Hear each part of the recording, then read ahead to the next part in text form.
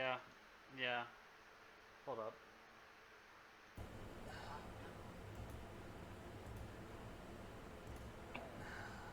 Well, you Man. see, my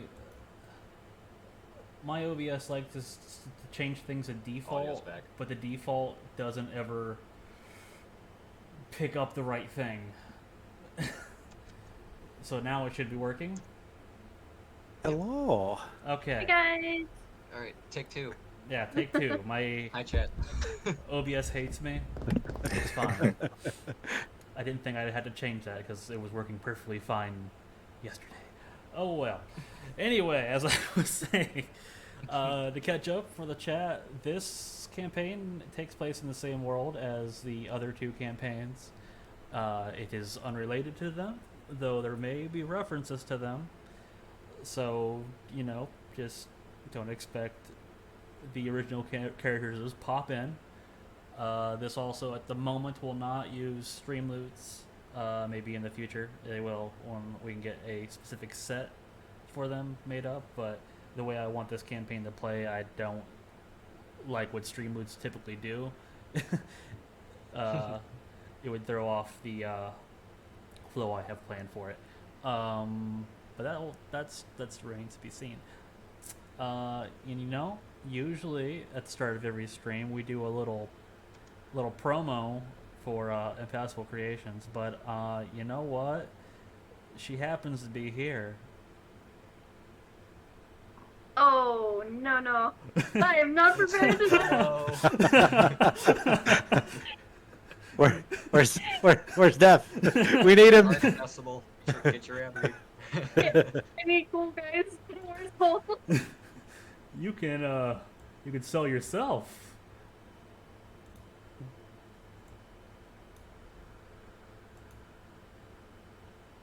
I think I lost audio from you. Yep. There we go. There we go. All right, now she can do her ad read. Take dice back, guys.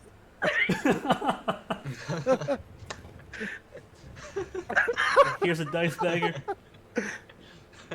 It's nice and Dicey. yeah, it's full of dice, making it dicey, a dicey dice bag. It's fluffy. Yeah. Product examples. I don't own a dice bag 'cause I'm broke, but here's this. Yes. Cole has a good question. Do they make anything else? And now my headset's broken. Oh no, I heard it. Nope. Okay, are we good now? Yes, I think Wow. we're good. I do make dice bags, mainly, and then at the probably more towards the beginning of August now, we are going to be releasing scrunchies on the website. So impassablecreations.com, and you can use the code GOATSMILK, all capital letters, for 10% off anything in my website because I have some other stuff on there too. So yeah, there you guys go. Woo! Impromptu promo. Ah, Perfect. that was funny. It was good. Oh man. Okay, so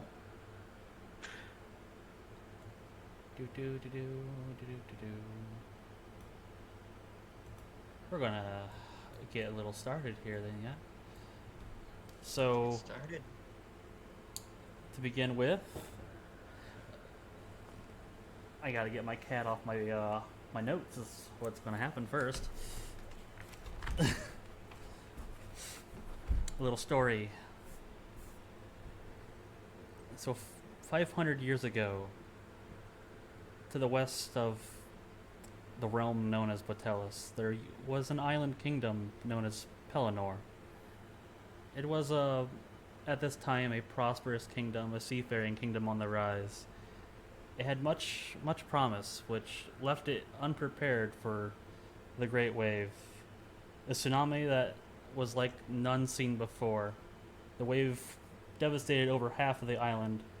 However, that wasn't the end for their woes, for after the wave came the Kraken. Whether it came with the wave or was merely awoken by it is unknown. but it laid into the shoreline of Pelennor, and its savage assaults destroyed its capital. After this great calamity, the Kraken layered in the sea trench between Batellis and Pelennor, seeming to claim Pelennor as its own territory, as some kind of prize. Due to all this, travel to the island was too dangerous. That was until roughly 30 years ago, when this ended when a party of heroes, backed by a small fleet, slayed the Kraken. People then slowly but surely started to explore the shores and the sea lanes to Pelennor. And then roughly about 20 years ago, the Free States Trading Company of Batellis started funding resettlement efforts and setting up colonies on the island. Everything had been progressing and prospering until roughly a month ago, when suddenly things just stopped. Communication and ships back and forth stopped, to all public knowledge, and people are unsure what is happening, but given its history, everyone assumes that the island must be cursed, as the old wives' tales always say.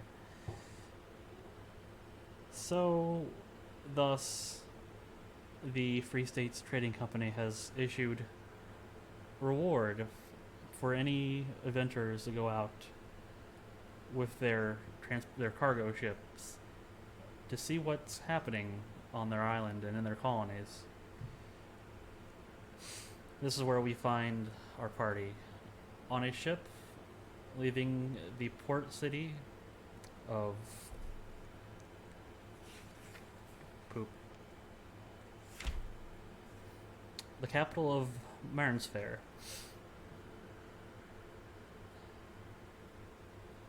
They had been each contracted with the Free States Trading Company for their each own reasons, but all of them met individually with a man named Emmerich.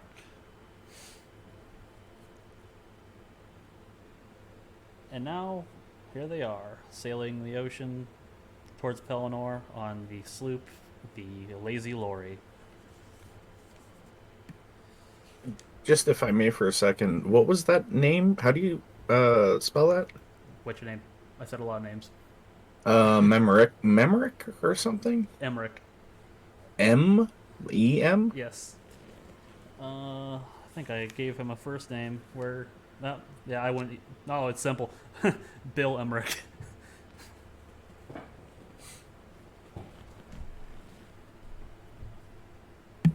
Cool.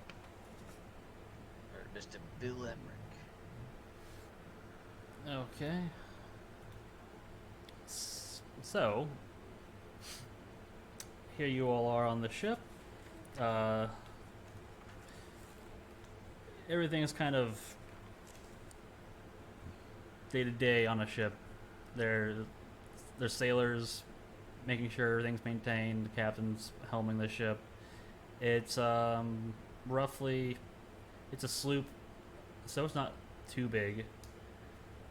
It's also meant to be a merchant vessel, so it only has a single form of defense, and that is a cannon that has replaced the original mangonel that set on its prow.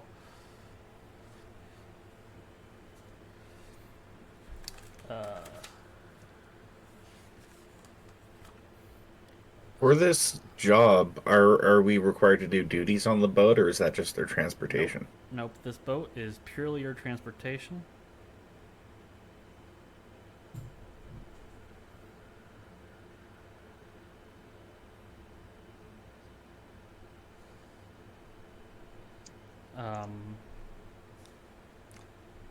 So, kind of like the first day, what would you like to do at this point? You don't really know anybody. So actually, how about you each describe to the audience what your character looks like and what they're currently doing. Let's start with Common. Okay. Privyet. Меня зовут Vladimir. Hello, my name is Vladimir. I am from the island of Rusio. I lived there my whole life. I was abandoned at birth, and I grew up alone and dangerous in the capital city of Moscovia.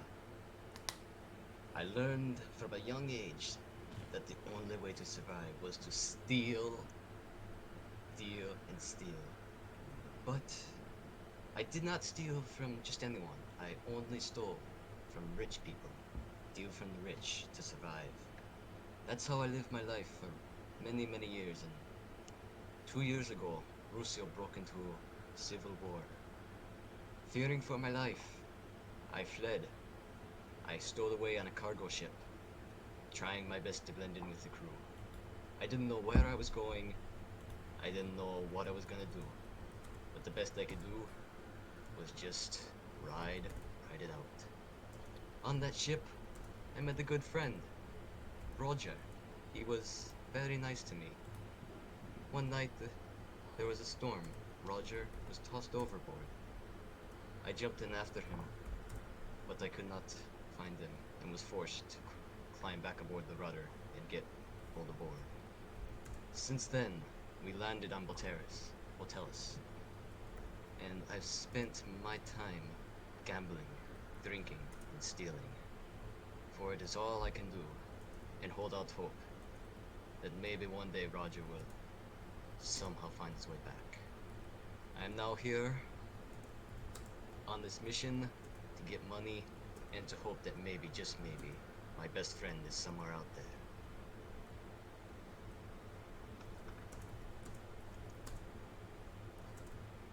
Alrighty then. And what exactly does Vladimir look like? So, Vladimir, he's a Hildorf, so he's a little guy. But, you know, he was jacked, and then alcohol took over, and while he's still jacked, he now sports a little bit of a beer belly, shall we say. But he is still nimble and quick, despite the little too much drinky drink. But that is Vladimir Vladivostovich, my friends. Excellent. And where would he currently be at this moment on the ship? At this moment, Vladimir is by himself, probably chilling at the crow's nest, and more than likely with an alcoholic beverage in his hand. Alright. Let's move on to right along, kind of a counterclockwise. Impassable. How about you describe your character and what they're about? Oh. Okay. I don't know how you follow up with that. Like, You've stolen the wind from her sails. yeah. Yeah. Gonna make me go last. Miss Donna is here on a mission to prove her order wrong. That there is something here that, we need to help these people, that there's something to fight. And what you see is a 5'7" dragonborn, of amethyst ancestry. So she's got like the scales you do see. They're like purple tones, and then there's like a silver hint to them. And every once in a while there's like a black scale in there. But she has studded leather on. She's got her bow, and she's got a spear at hand, ready to go. And she's pretty much at like the front of the boat, just scoping everything out, trying to get the lay of everything, looking for anything interesting. And she's just trying to take everything in, and essentially memorize it. Yeah, I mean, she's not necessarily like doesn't want to talk to anybody. She's just so entranced with everything right now. All right. Okay. Reggie, how about you describe your character? What he's about? What he's doing?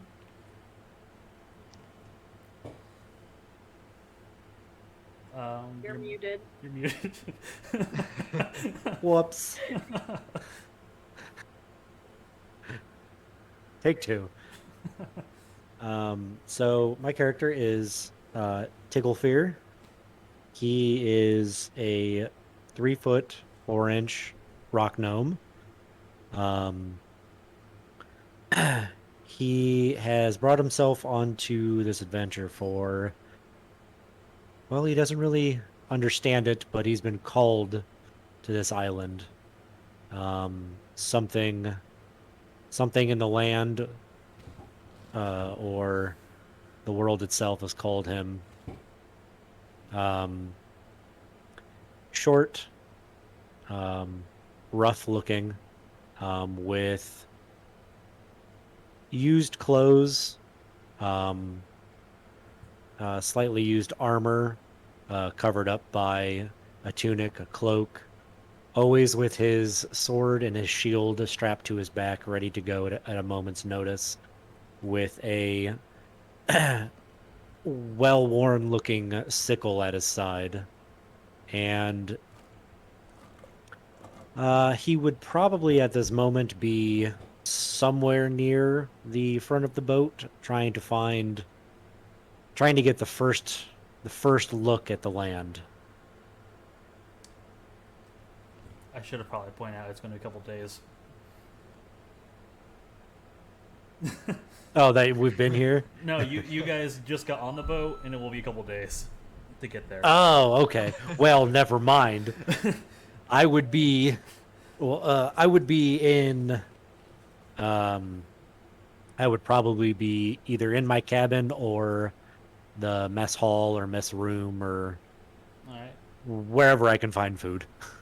And for chat, no, this is not going to be a Crit Force 1 boat situation. We will get to the island by the end of this.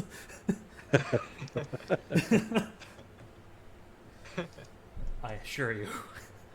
Okay. Seer, how about you describe your character and what they're about? Great. So, uh, Seer is uh, Seer's a nature boy. He's a man of the wild. He's a man of nature and the animals, and basically, he's a really quiet kind of guy.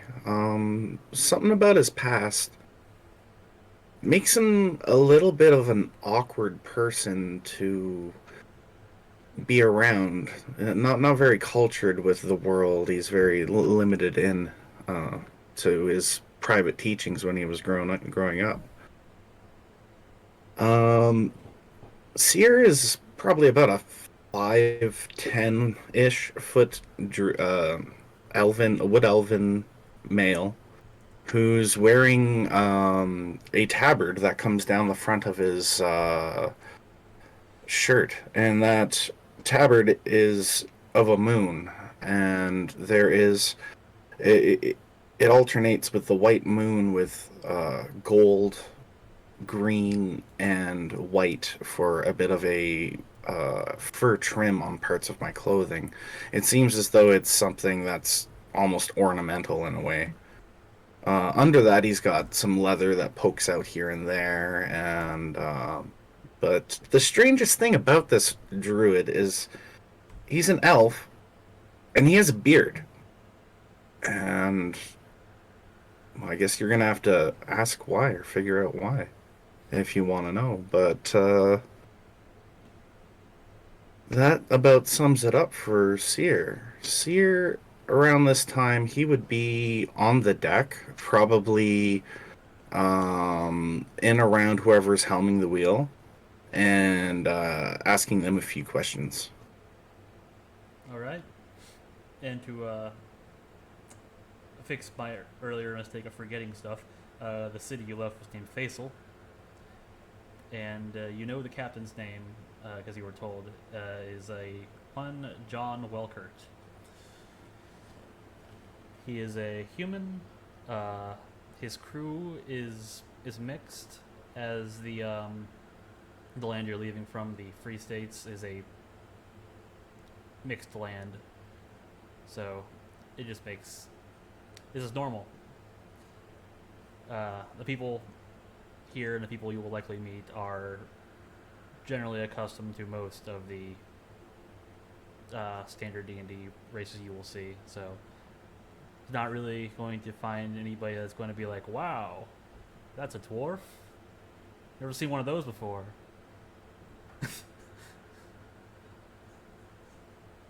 But yes, Have you ever seen a dwarf like this before? didn't know a dwarf could get that drunk.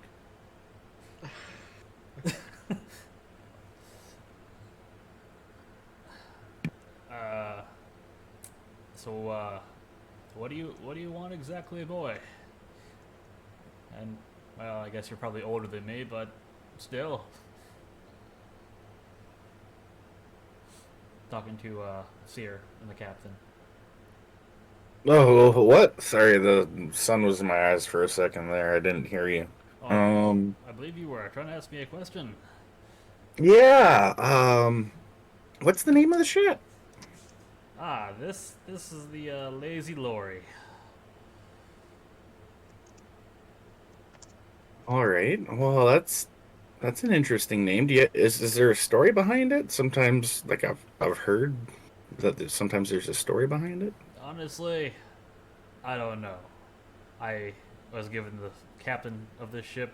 I work for the company, and I already had the name when I got it. I guess it's kind of like a lorry. I don't know why it would be lazy. A lazy can be smart. That's just doing it the easier way sometimes. Well, that's what we do. We do things the easy way. We just sail the waters, plying our trade, trading. It's kind of all we do. Though I did see about replacing that mangonel up front with one of those new cannons. They a little better. Cool. I don't Well, don't think we'll need it. I hope. how many days till we hit shore? Roughly 4. We'll be passing through the Titan's Fall when taking a quick stop there to make sure our supplies are good before heading on. They sent a brig ahead of us to scout just in case, so we shouldn't have any problems. That thing was actually loaded for bear. That's all very good to know. Thank you, Captain John. Or That do you prefer Captain Welkert? for Captain Welker, thank you. Alrighty, well, I think I'm gonna wander around and enjoy the view of nothing in all directions. Yeah, that's the sea for you. If you keep looking back to behind us, you'll still see good old Patelis for a while yet. Yeah, and I look back towards it and I see it shrinking and the last freeze frame in my mind of it being so close. It's like ugh. You can see that there's a little bit of frustration where there's something about the sea that Seer doesn't quite like, and Seer walks off to meander. Okay. Um, is anybody planning on doing anything in particular on this day? Otherwise, we're gonna move on. Vladimir will spend the rest of the day brooding. Ah, brood, Yep, brood hard. I will brood hard. All right. Yeah, this first day, nothing happens. I mean, you wouldn't expect anything to happen. You're pretty close. You're still within the plied trade lanes. The navy from Martin's Fair keeps this area of the sea basically completely safe. They got probably the second, if not the first, strongest fleet in the world at the moment. So nothing really to worry about in these particular waters. Uh, as night falls, the crew takes their shifts. There's 14 other crewmen besides the captain, and kind of switch shifts between the day as you would assume. But you're free to you guys are just passengers, so you guys don't have to worry about that. You can take your rests and stuff as normal. Um, the passenger quarters is a sloop, so each one is really not that big.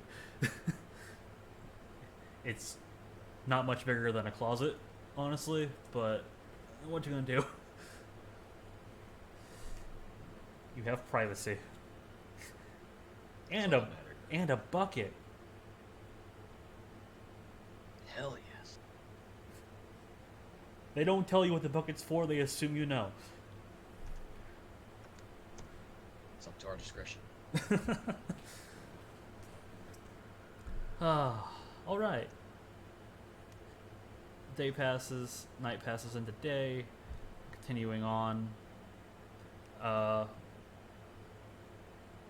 Again, is there anybody want to actually do anything in particular at this point before I continue? Oh, the next day I'd be bored as can be. Like, I'd be going around looking for someone to talk to, so I'd kind of look and I'd kind of look for other people who are passengers too, people who could be part of the shipment of workers. Well, you realize that the dwarf seems to be adamant about hanging out away from people. Uh, the rather sparkly dragonborn seems to really like standing around the bow of the ship and like almost like she's almost constantly posing, but you're not sure if that's intentional.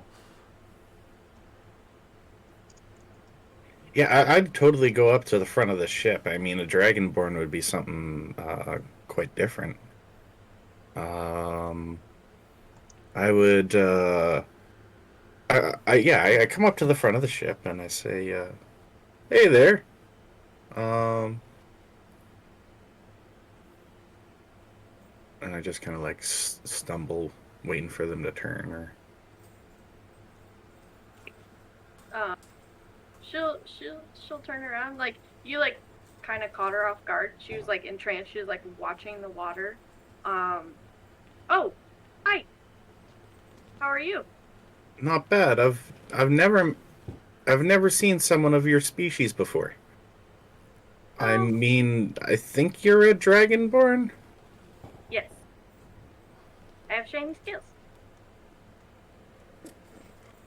Cool.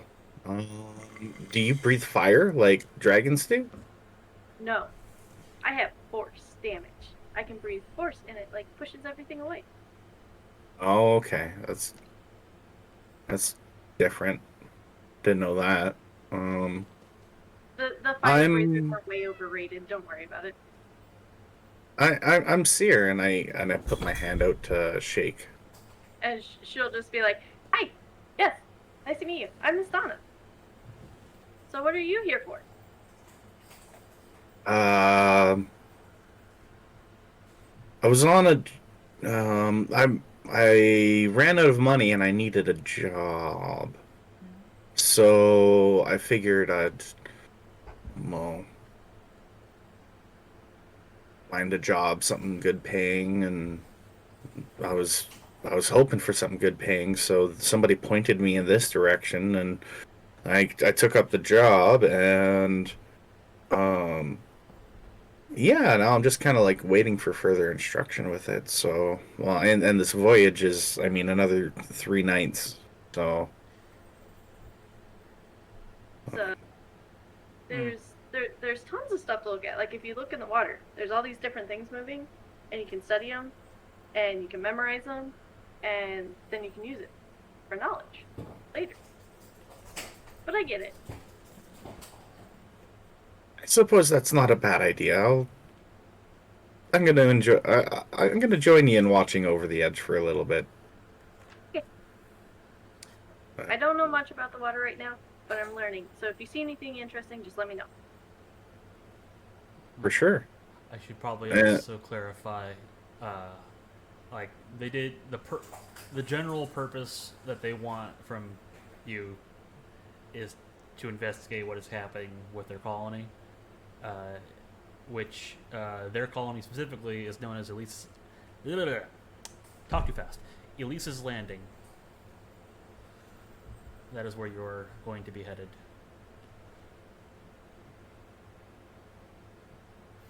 It's in So, fact one of the only colonies that has a functioning dock. So,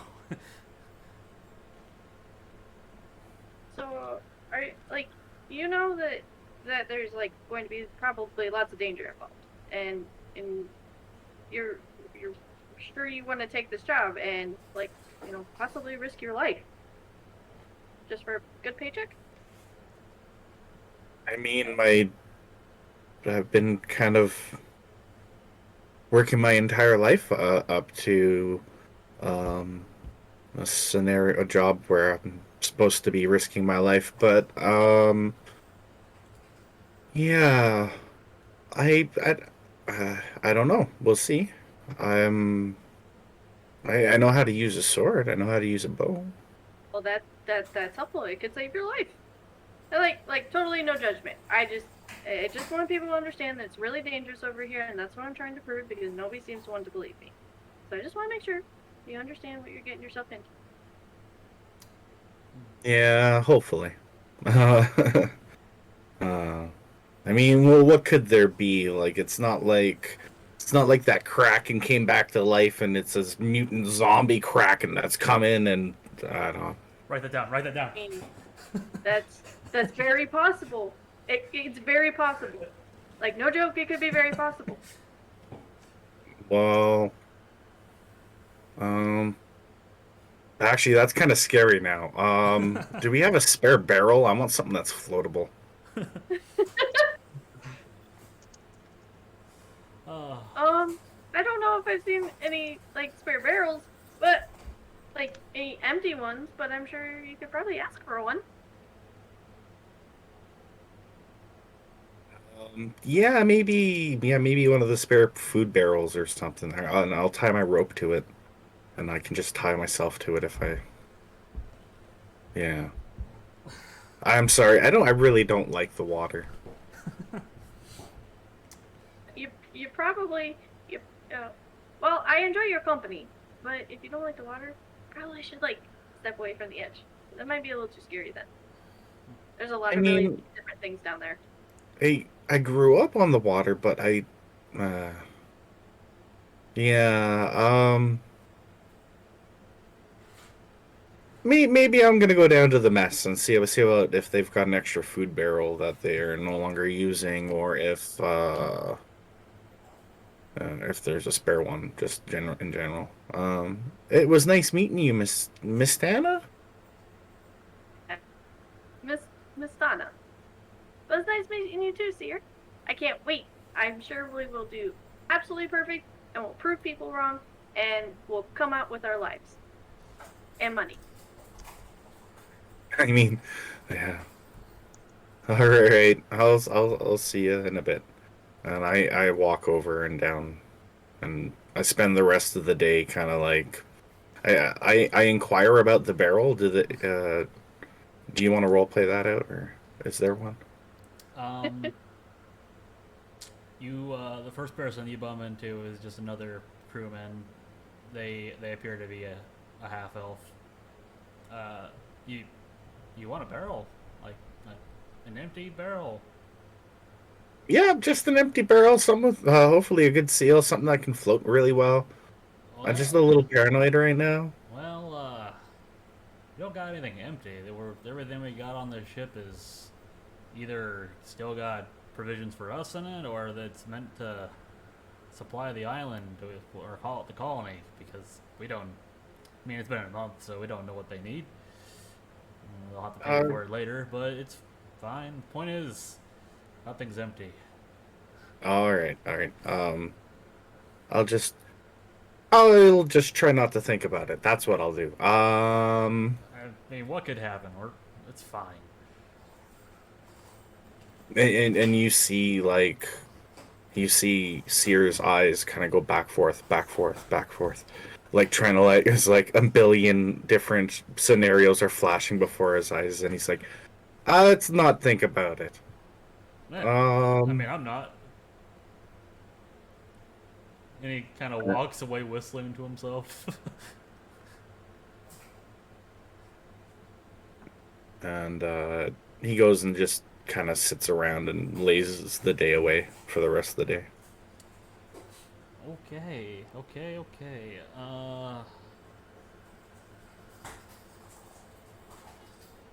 Anybody else had anything they wish to do? Anybody wanted to mingle before I continue? Was Vladimir within earshot of that whole exchange? Ooh, if you were down in the cargo hold area, which is also like kind of the common area besides the main deck. Gonna be a negative then.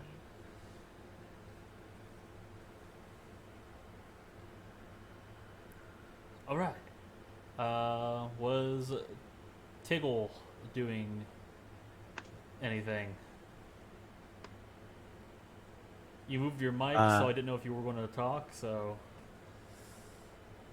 No. all right. I probably just spending most of the time either in the mess hall or wherever we can get food and back in the cabin area, I guess, wherever we're sleeping. Uh, Tigglefear does not like the motion of the ocean. You got a bucket. He's gonna use it. In fact, if you ask anybody on the ship about your issues, they're just going to tell you that you have a bucket to use at your discretion. Uh, all right then. Still, you're still close enough to the range of the Navy. That's again, calm day, easy day. Night past the day.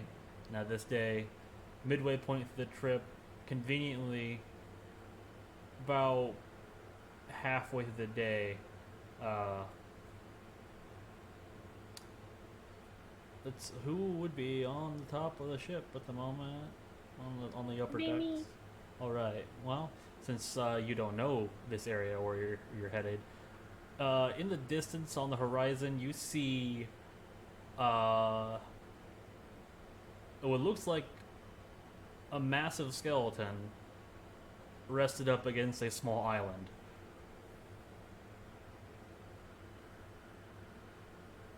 Um, while I'm concerned, Miss Donna is like as soon as she starts saying it, like you can tell she's like hyper focused on it, and then she's just like, wait, and she like is looking around, like can she find the captain or find somebody that might be knowledgeable about this area Well, midday the captain is currently helming. at the helm? Yep. Okay. Um, she's gonna like not run, but it's definitely fast paced. Um, up to the captain, and she's gonna be like, "I'm really sorry. Like I've just been studying the water, and I've been studying all this, so I'm all prepared for when we get there. But what's with the big skeleton? Because it's really cool, but I want to know like all the history behind it." Ah, okay, that makes sense. You probably haven't been out this way. That there is what we call Titan's Fall. That's where the Kraken died 30 years ago. It, you heard the story, maybe. A little bit. Where I come from, they don't quite believe in it, so I feel like I'm missing a lot of it. And it was just like what people thought, Oh, but they changed it to what they thought. So if oh, you can tell me the story, that'd be awesome. well, I don't know who you're talking to, but the Kraken was very real. Kind of terrorized this area for quite, well, centuries actually. But yeah, eventually, this great dwarf hero named Braun Stonebender, he got together his party, got together some help from the Free States Navy itself to basically form a party and finally end that thing. Yeah, Awesome. the the Navy took some losses trying to distract it, while Braun and his party, which included some pretty notable people, let's see, I think there was a turtle named Quig, uh, some burly guy named Tharnik, uh, oh, and that one of those real fancy knight fellows, Irvin Adler. Yeah, yeah. There was someone else too. I don't remember, but that must have been pretty impressive to actually fight that thing face to face. I mean, by its skeleton alone, that's massive. I Yeah, don't know how people don't believe this. Like, it's real. It's right in front of us. yeah. Luckily, they had a little island to stand on to fight it. That was helpful. I mean, it destroyed half of it when it fell on it, but you can take a guess as to why they just started calling it Titan's Fall. Yeah, it's definitely big. Yeah, it's also proved to be a decent spot to set up basically a little supply outpost for passing ships. It makes sense. It Yeah. probably provides some shelter too. Yeah, I mean, very, very resourceful. I would assume people took some of the small bones, but obviously the rest of the big corpse kind of hard to take care of, so it just sits there. It is, yep, yeah. I mean, it's cool, and you can see it from, I'm assuming, miles away, or Oh at yeah, least something it, it's like a that. it's also a good navigation tool. I mean, being so big. Yes, yes, that's for sure. So, thank you for the information. And how much longer do we have Well, once till we get there? we stop there and make sure our supplies are in order, check the ship for any damage that might have happened. I mean, unlikely, but barnacles.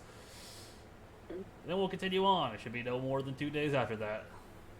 Okay, awesome. Because I think one of the guys is, like, kind of having an issue with being on the boat, but I think he kind of calmed down. Did he I poop? think he found a solution to his problem. Did he poop himself? I don't think so, but I Take wasn't paying offense that to close of that. attention.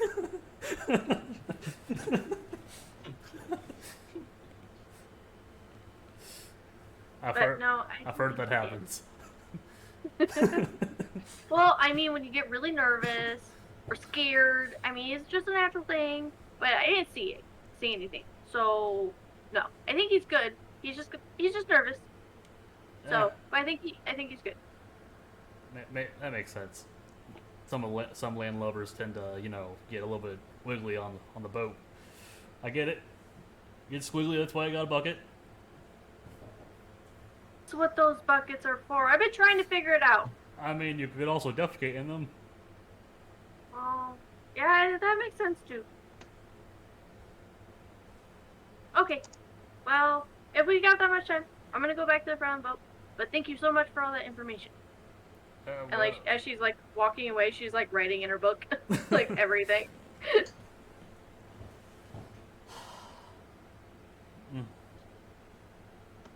Yay.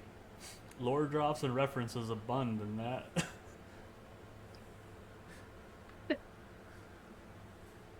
uh, so yeah, this ship will eventually it will pull up to a small dock at the little wharf that he mentioned that they had set up.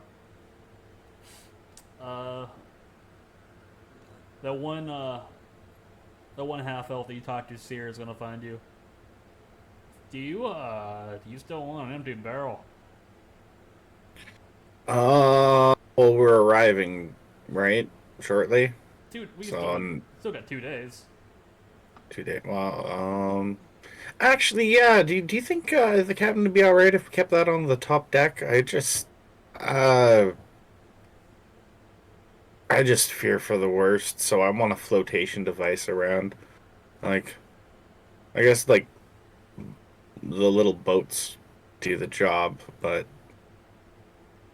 Ah, I mean, each their own, but yeah, we they had this extra barrel that I found, and I guess kind of roll it up here if you really want it. So, cool.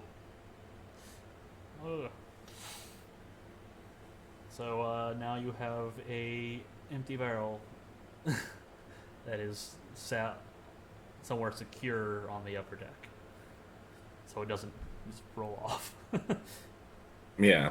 What I'll do is I'll use my 50 foot of rope, and I'll tie it kind of like part way to the railing, but I'll make it so that it's just one of those like little pull knots to unsecure it. Okay. Yep. They resupply. They didn't find anything wrong, and then they take off. Headed. They actually end up passing under the rib cage of the kraken, going out. Miss Donna will be like getting to a new page in her book, and she'll be like trying to like sketch as best as possible the whole skeletal structure. Which kind of to help give an image of how big this thing was, that the ship can easily fit through its rib cage.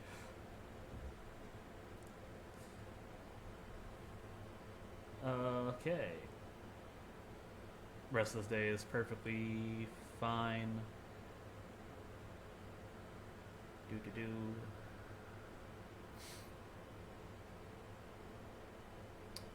Going on. Third day. I'm gonna be a little quicker. The seas in this area seem just to be vast and very empty. Like in the previous days, you could see ships sometimes on the horizon in the trade lanes, patrols, but at this point, it's empty sea. Not even any birds, since there aren't any too many small islands in this area for them to take a break on, so it is empty.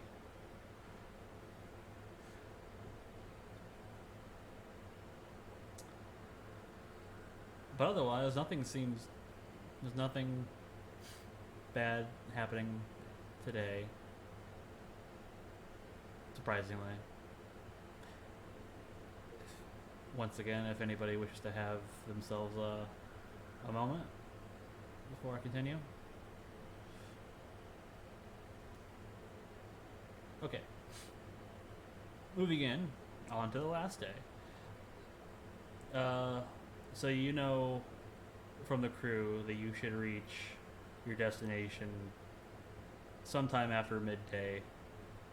You can even confirm this by the fact you're starting to see seabirds again, indicating that there must be land nearby somewhere.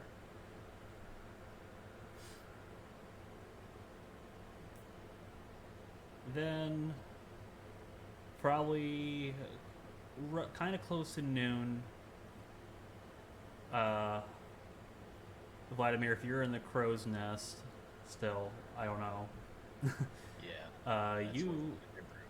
You would see the beginnings of an island on the horizon, a large island. Land ho. Ah, excellent. Should be too much longer now. Couple hours, we'll be there. You continue sailing forth towards the island, and yeah, you can see from your crow's nest that, like, the waters around like this island, which you can just obviously make the assumption is Pellenore, very big. You feel a bit eerie about it because it's just got mist rolling off of it. It seems it's a pretty foggy looking place.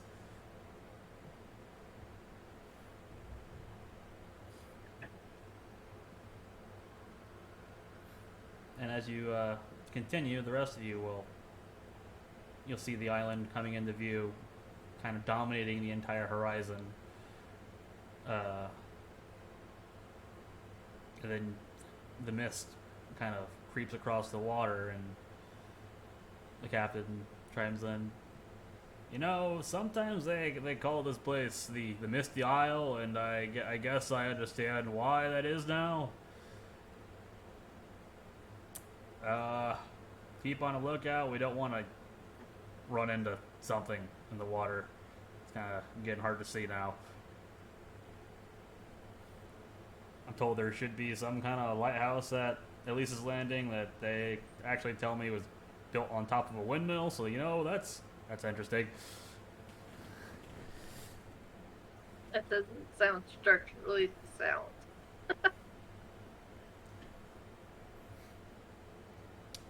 All right.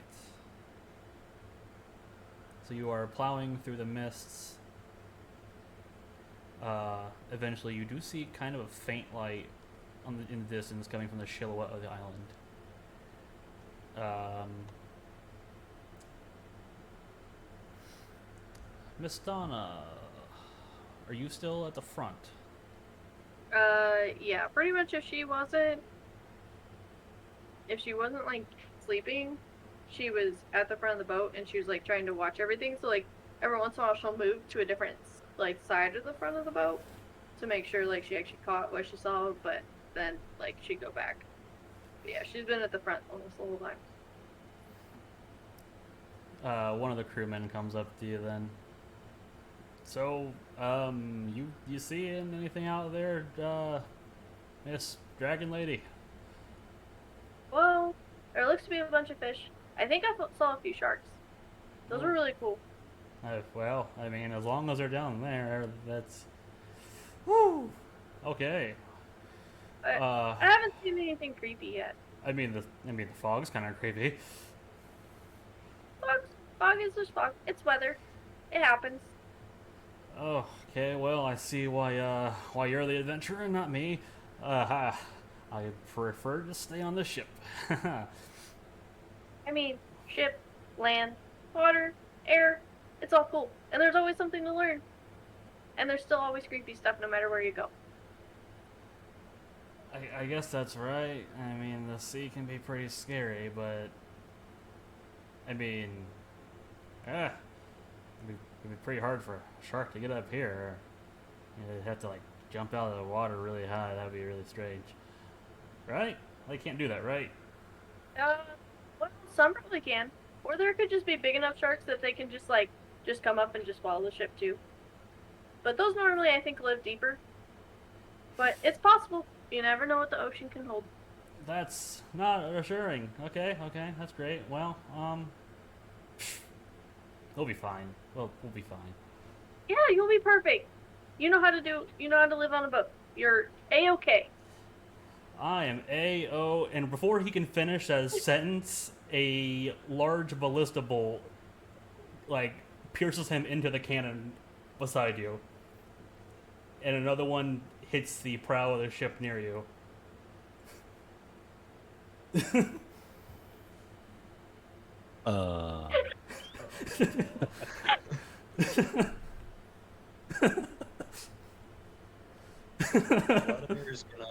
Vladimir's gonna look down and he's gonna shout, "Hey, what the fuck's going on down there?" Well, What was that? I think my words might have killed him. No, the words didn't kill him. That's a fucking ballista bolt. Where did that come from? Heck. Yeah. No idea. Make and she's like readying her short bow. You can make a perception. Okay.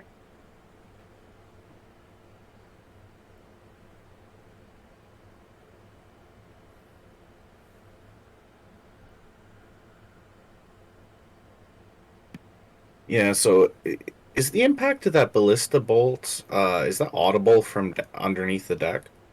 You heard the sound of two thunks because there was two ballista bolts. The one that killed this man, and the one that just hit the prow of the ship, and probably not where they were aiming, but.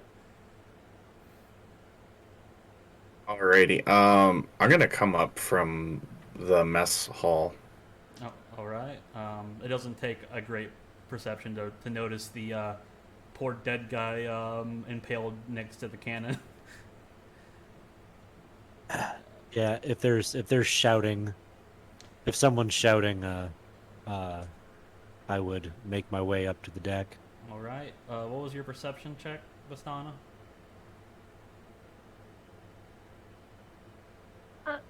A 3 Ah. with a with a nat 1. Actually, wait. It am I relying on any hearing of like perception? No, because It's just looking. wherever this came from, it would have been too far away for you to hear the release of the ballista. You heard the sound Okay. of it impacting. Um, uh, Fine. You know what? Make an investigation as well. Then. Just Oh, okay. try to apply your smarts to this, looking at where it hit Investigation. and your knowledge of warfare. Hey, we're being raided by Whoa! I think Striker. Woo! Better. That is a 15. All right, you didn't see this thing at all before it flat out murdered this poor man in front of you. You kind of covered his blood, by the way. It's fine. But you can look at it and the trajectory, and you can see the other one sticking kind of up out of the floorboard a bit where it hit, and you can tell that it came definitely from this direction, which is Direction?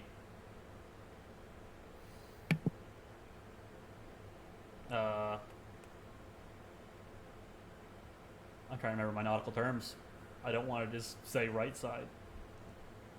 Starboard. Yeah, it's So- starboard. Port is your left hand. Yeah, That's- I was trying to remember where ports were, but I couldn't, so I did the much nerdier thing, and I'm like, starboard being steerboard from the old times, and the steering rod was always on the right side. So So the starboard. Yes, this side. yes. Okay. It is very, very misty. By the way, before we get into what you know is possibly combat coming, let us make sure that you guys understand where your characters are in your journal, and the fact that only one of you have changed the name, and we have these amazing random names that Roll20 has made. I don't even know how to say that first one. Afipu? Afipu? Afipu Tuhua. There you go. That's a little more digestible now. And Dadu Kilwu. Kilwu? Kilwu? You can't, that's not words. It's what I'm sticking with. Why can't you Let all me be just- Jed Trad? Jed Trad I'm is... working on it. I'm gonna have to use Aurora's picture for now, but she's there. Jed Trad's the hero we need. No, it's Vistana now with Aurora's picture. It's okay. Does he speak in a Batman voice? Alrighty. I am going to yeah, alright. If you're not gonna add a avatar, I'm gonna need the two of you to like put a little dot on your portraits for now, so we know which one's which of you for seer and strategy. I'm trying to remember how to do that. Open the character, like click on it, and go to edit, Oh, that's right. and That's you right. can I remember. upload your own picture for it to use. Yep. I remember now. Woohoo! While you're doing that, I will continue the scene then. Okay, so if you point out that it's starboard, everyone else is gonna try to look at the starboard. Anybody looking, make yourself perception checks to see if you can see through this fog. What's that? Okay, we got a 16.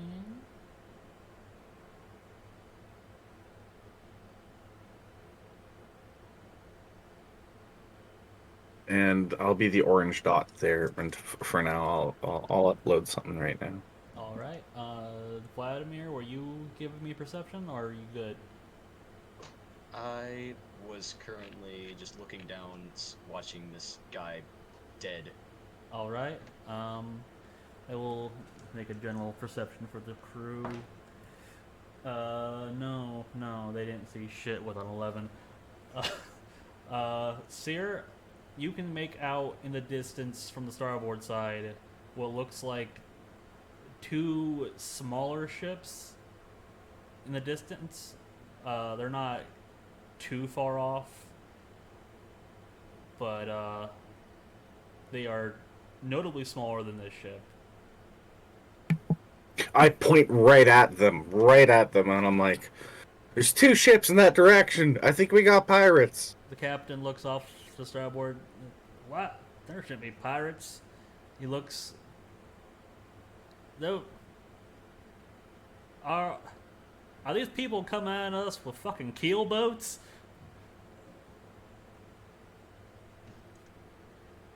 And then two more ballista bullets thud into the side of the ship. One of them actually goes over the rails and just barely misses another crew member. All right, yep. Someone get poor lad off that cannon. Try to fire at these guys. We're under attack, people. She's gonna try to get his body off. All right. Where- if you want to try. Where's? Yes. I was gonna say where was the? It was the.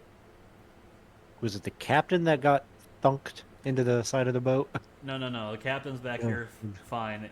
Miss Donna was talking to a crewman Okay. up on the front where she usually at, and he happened to get impaled into the cannon.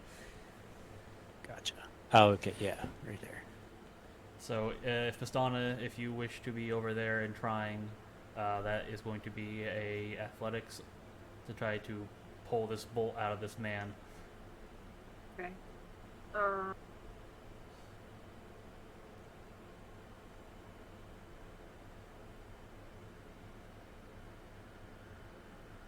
Double check. Okay.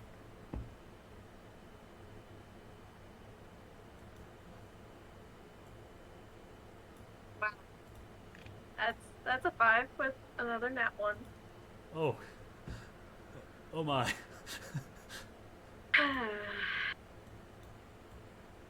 Okay. A couple of the crewmen are rushing for the cannon now, and they're going to give you assistance. So Okay. go ahead and do that again with advantage, and then everyone else give me initiative rolls. 18. All right. With the help of a couple of the crew members, you pull this spearbolt out. It looks like he kind of got like wedged up between the spokes of the wheels for turning it on the track. Looks a bit damaged, but definitely still operable. We're just gonna leave him here. Like, we probably should like take his body out, right, guys? We're being shot at, right? I mean, okay. We'll you know what? We'll take care of Jed when we're done with this. Okay. I think we actually found somebody found an open barrel, an empty barrel earlier, so we'll just use that.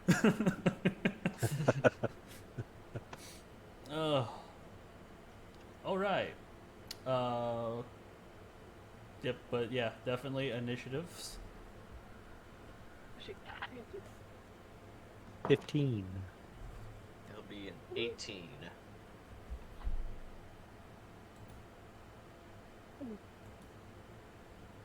It's a 9.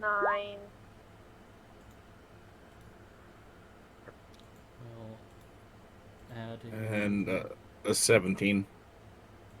Okay, Vlad, I need your token on the board so I can add you to the tracker. 13 sets of die, and not one of them's working for you. That's rough, buddy. See, So, I have 15 d20s. so common, you should be able to grab the little like 3 bars next to your character in your journal and drag that straight onto the map, and it'll make it into a token.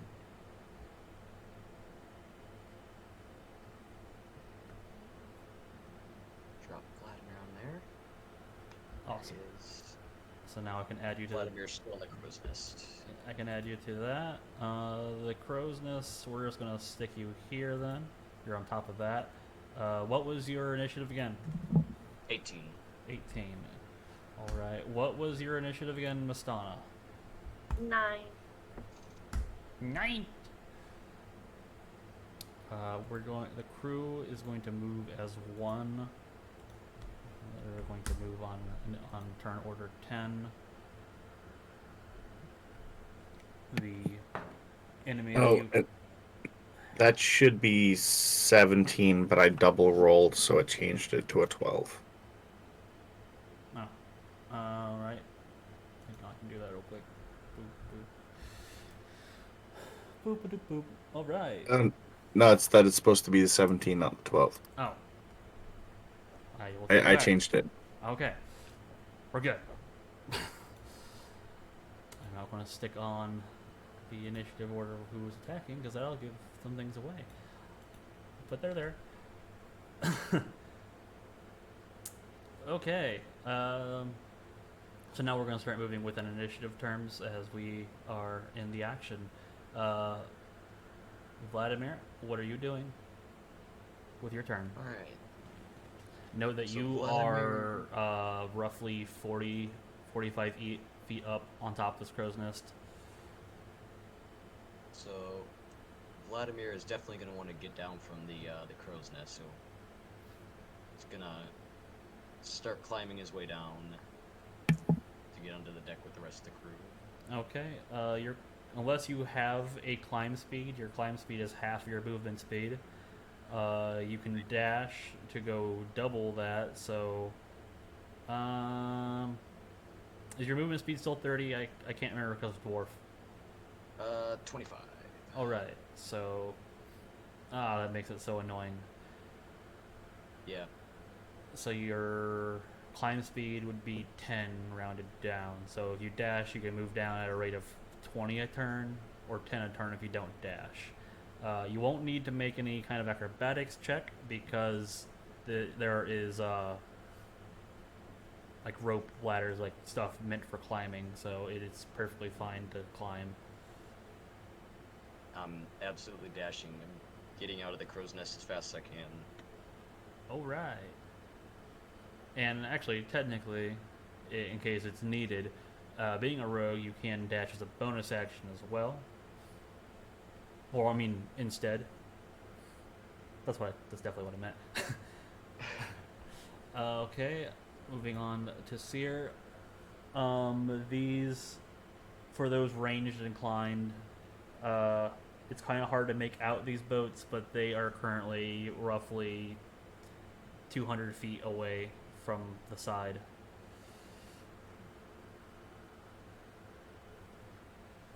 I turn back towards the captain and I yell, "Don't give him a broad target!" And I'm going to run over here. 25, 30, 35. Yay! What else? I'm gonna run up to there, and you said that there was cannons up there. There is a single cannon that the crew and Vistana, who's down here for some reason, just freed up. Uh, they're going to start to crew it next turn. I mean, the turn they have coming up. Um, if you are next to the cannon when they start to crew it, you can assist them. Otherwise, the cannon does need at least 3 people on it to function to its full capacity. Okay. So does having a fourth help at all? Like 3 for full capacity and then fourth for assisting? If there are 3 crewmen on the cannon and a non-crewman is there, they may uh, essentially give them the help action to help them improve the accuracy of their shot. I, I'm doing that. Well, I've used my 35 feet of movement, so I don't know if I'm within range here. Yeah. I think the help action has some range to it. I can't remember if it's supposed to be touch Well, because most people don't use I don't touch. know if like is your cannon right here? Huh? No, no, no, no. It's this thing. Oh, it's over there. Okay. Well, I'm kind of out of range then. I'm gonna use my action to dash, so I'm close, and then uh for every turn after that, I'm going to be trying to give them the help action. Okay.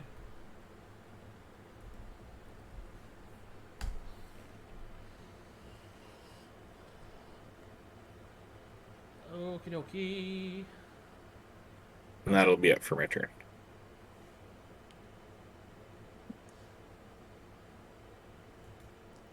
Tickle. Tickle fear. Blah. All right. How tall is the railing, the side of this? Uh, it's about 4 feet. Oh, good. They literally cannot see me. It's tall enough that a normal sized human wouldn't just beef it over Uh, if they ran into it.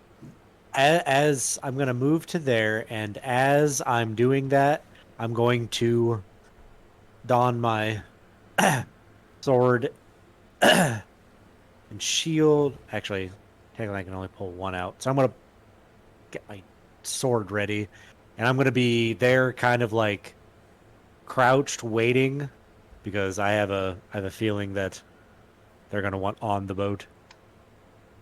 And then I'm going to hold an action, and if I see hooks or hands or something on the side of the boat, like coming up over the side, I am going to swing at it.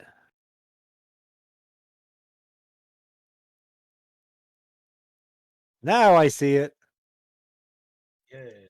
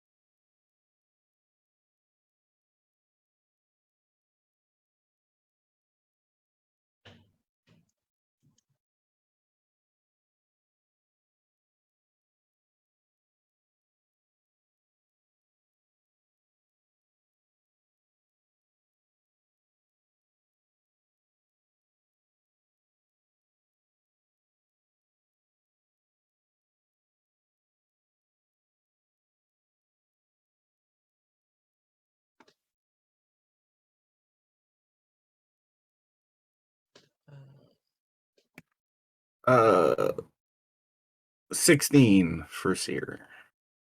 It'd be a 12 for Vladimir. 15 for Tig. Um, 12 for Mistana. Blue, you might be muted. Uh, or Dandy, yeah, says so.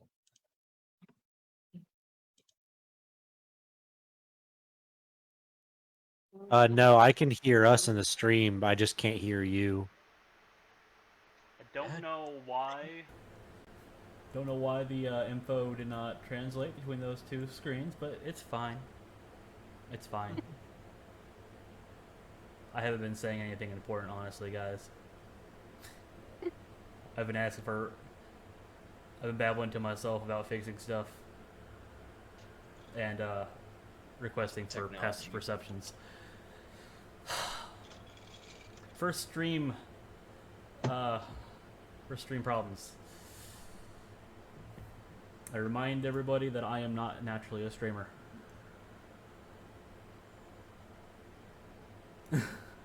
Anyway, all right. This is the time where the enemy is moving. They are getting closer. They move up to 60 feet, and then they are going to take some shoddy shots at the ship, which I need a thing for. If my friend here will work out for me. There we go. That's all I wanted out of life. And that's not even what I wanted out of life. Damn you, phone! You lied to me. Please stand by, chat. I just need a stat block for something. And it should have been there. But apparently that link doesn't actually work, so that's cool. I like it.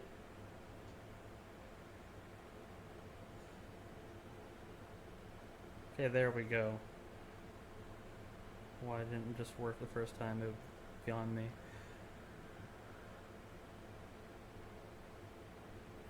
Boop. Got it.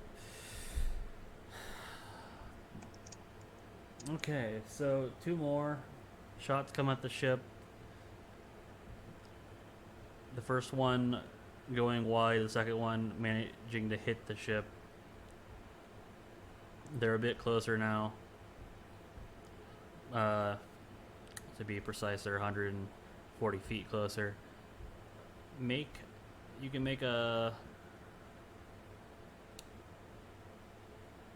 on your turn. You can make them if you want perception checks again. But going on to the crew, they are going to spend this time turning and aiming this thing to fire. And the fog is applying a disadvantage, but with that help action that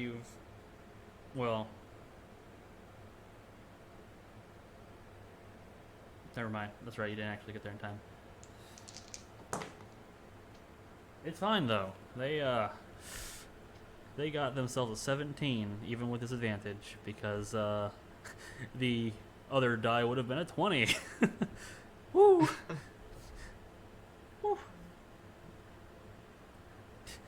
They missed wrecking this poor thing in one go, possibly. Quite. No, not really. Very close, but not really. Boop, boop.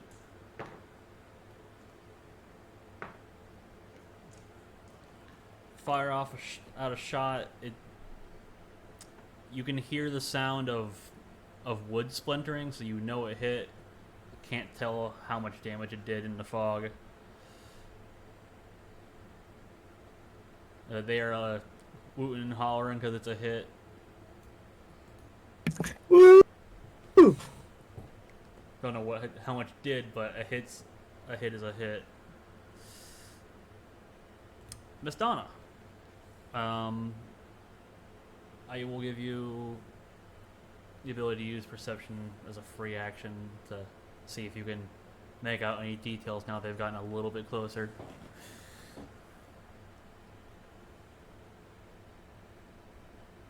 That's a 22.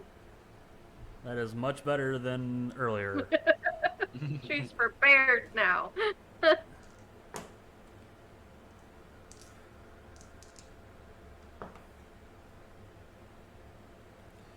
Okay. Yeah, you can make out some movement on the ship. It's it doesn't look quite natural, the movements. Um you it kind of looks like they're skeletons. Okay. She is gonna like as she's like readying her shot. Cause how close are they again? Sorry. They are those both those ships are roughly within 100 feet. Within 100. Well, 140 to be precise. The captain is trying to get away from them, so they're not really able to close in at their best speed, but they do have more maneuverability, being the smaller ships. She's going to, while she's readying her action, she's gonna call out as loud as she can and be like, "Guys, look, those are skeletons. Those aren't real. I don't think they're pirates. So we should probably kill them." And as she's saying that, you see her. She's technically already in the process. As soon as the guy got wedged in the cannon thing, she was already taking out her short bow, and you notice her kind of like cast a bit of a spell on her bow. So now it does crimson right damage. Have to take.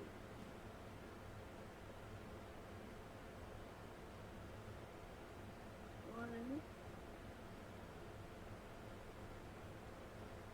And so now it does force damage, 1d4 force damage when it hits. And she's gonna essentially ready her action to hit one as soon as it comes within like clear range. So about 80 feet. Okay. Moving on to Vladimir. Alright.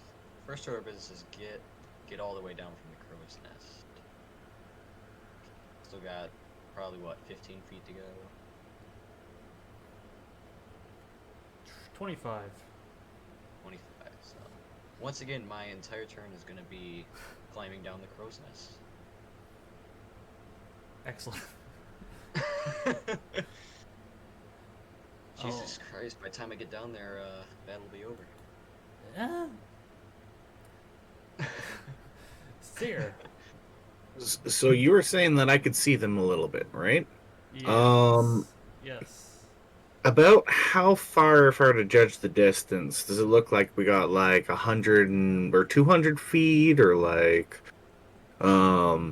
further or Roughly, less? there's roughly 140 feet at least between them and this ship. Okay, so probably got a turn or two before. I'm just going to continue to do what I'm doing, helping out the crew on the cannon. And I'm gonna say, I knew it. I knew it. That Kraken, that undead Kraken, had undead freaking minions. What, like undead babies? Had minions. Uh, Those, and I point towards the ship with the skeletons.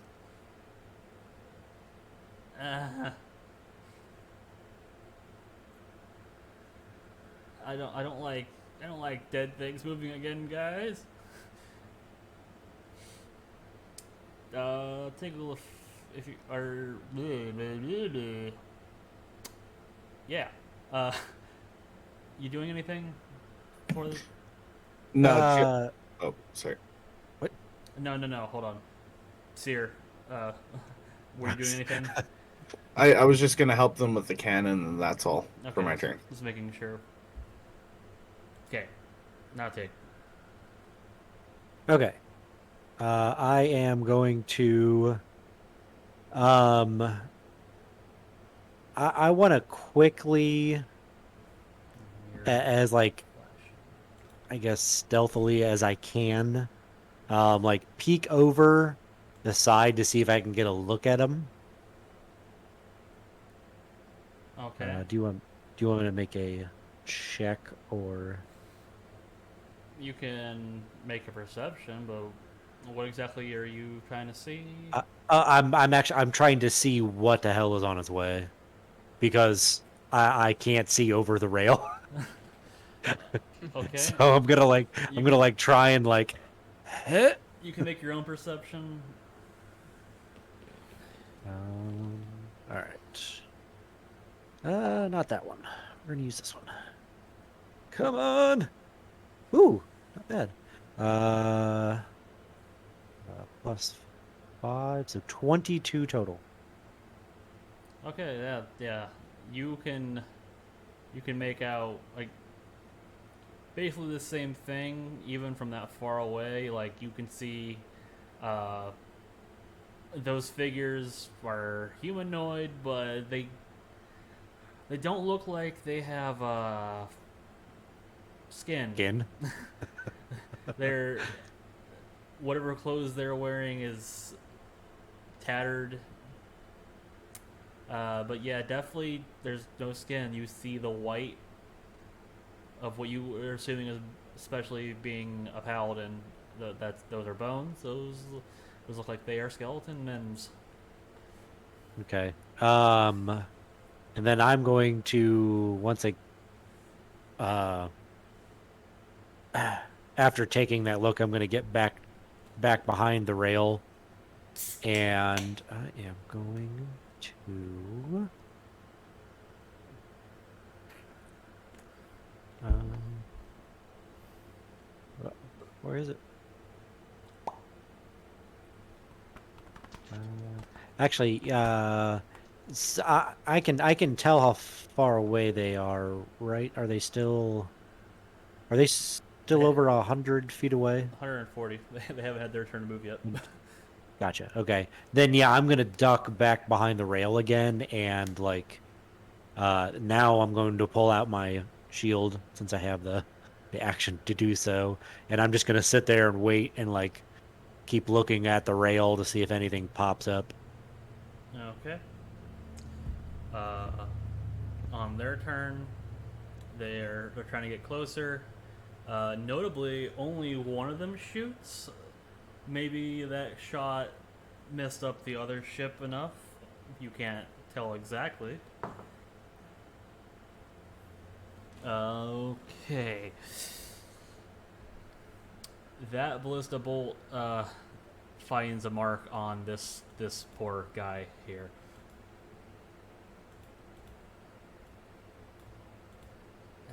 Timmy is dead. Correct. Oh no, Timmy. On the ship's turn, they're going to fire again first. This time they don't have disadvantage. And they manage to roll worse. Oh. You hear a distant sploosh without a hit, unfortunately. They rolled a 7 plus 6. 13 is not enough to hit the ship.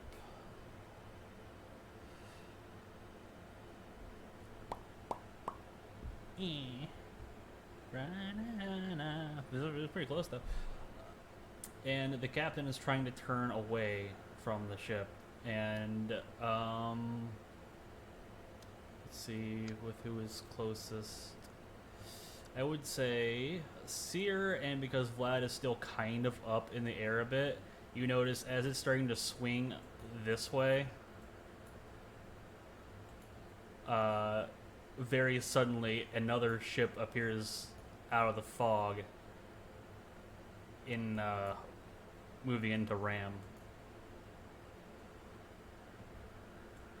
Oops. No. Oh no. Game. Oh shit. Boop. Dun dun dun. Do I need to drag out my token again? Yes. Yes, you gotta put your tokens out again. I did that because I didn't want you guys to see these boys on the stream.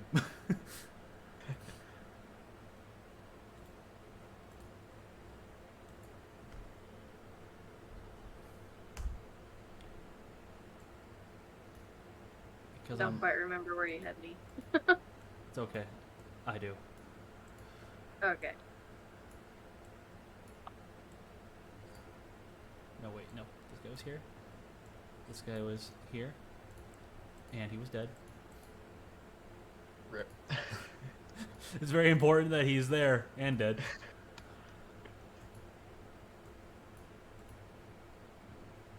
Okay. The captain just damn it, there's another. Mistana, Yes. it is your turn. You yourself.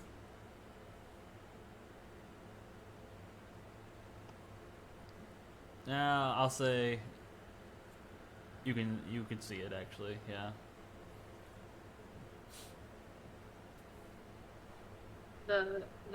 This boat right here. Yep. Okay.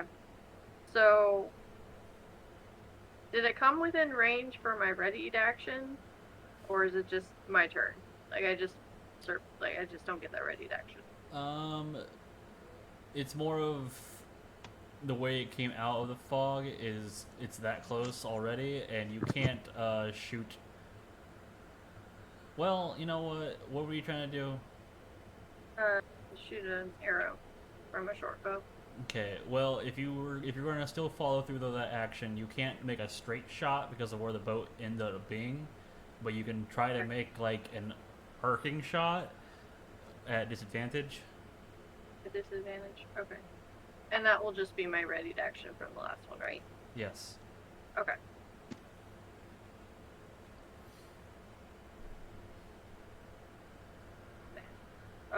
23 to hit. Oh, that's pretty good with disadvantage.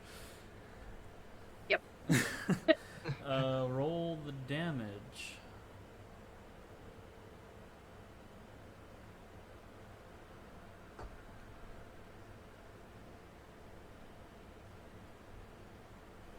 So that's 8 piercing with 3 plus 3 force damage.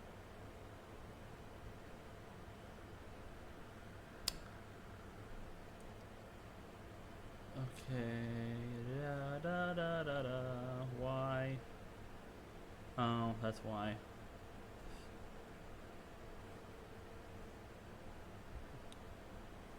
Don't play with me, Beyond. I know what I'm doing.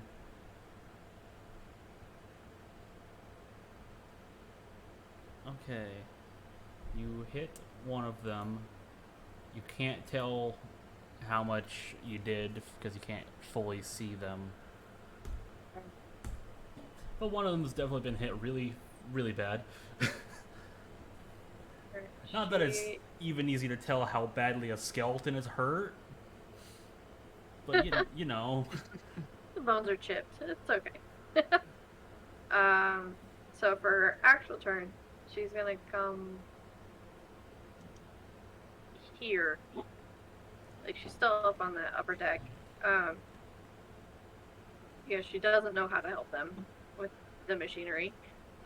She is going to then take another shot at them. Does it need to be at disadvantage again? No. From that angle, you can take a straight shot. Pretty sure. Uh, at the ones towards the back of the little boat, you can get a straight shot on them. Okay. The ones towards the front are below your vision range. Oh, okay, I see. 26 to hit. Who were you shooting, by the way? Because this one Oh, sorry. you can aim. Yeah, that's right. You said the back, right? Yep, Um, the back four you can aim at. Can I tell that this one is noticeably different? You can tell that he's uh, wearing like better armor for sure. She's gonna aim for him. All right. 26 definitely still hits. It would be a lot more frightening if it didn't hit. Just a little bit at level 3. That is 7 piercing and 3 force damage. Okay. And I think that is her turn. Yeah, that's her turn. Decent hit. All right. Back down to Vladimir. You are 5 feet from the ground. Get me down from this goddamn thing. You can get down.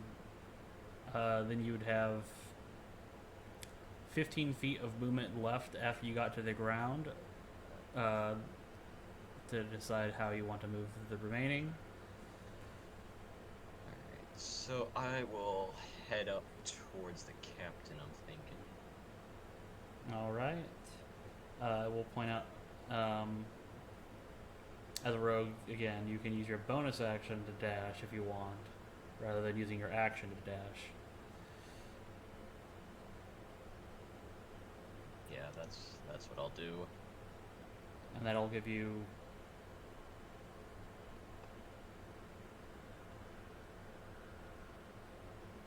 40 feet left. 40 feet. I'm not the best mathist. It's alright. I made it work.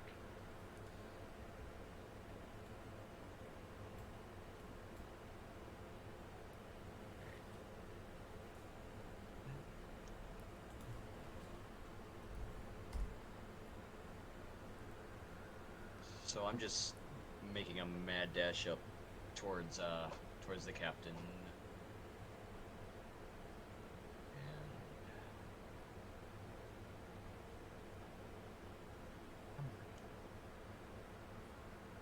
Okay. You gonna do anything when you get up Nope. there?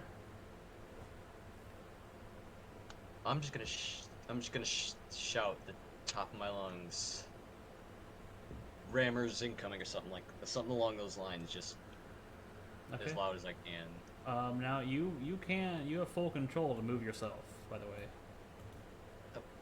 Oh, I had it on pan and I didn't realize that I had it on pan view. Smart. Yeah. Boy, Yeah. I just saw it. I'm not seeing it. It's kind of hard to not at the moment. So Vladimir, only having been on a ship one other time in his life, he's screaming at the top of his lungs still, "Get us the fuck out of here!" All right. Then Seer. Alrighty. Seeing these skellies getting close on their ship, I step away from the cannon. I step away 15 feet up to the edge here. And with a little gesture of my hands and a little sparkle of druidic magic through the air, I cast Moonbeam Ooh. on the front of that boat. So approximately here. Here? Here? Yeah. Well, it's 10 feet wide, so it'd get the 4 of them. Ah, alright. What kind of And save is and it's that? at it's a I think it's a wisdom at the start of the skeleton's turn. Okay. Let me just reread this quick.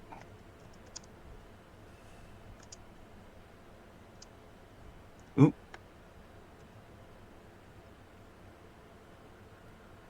Okay.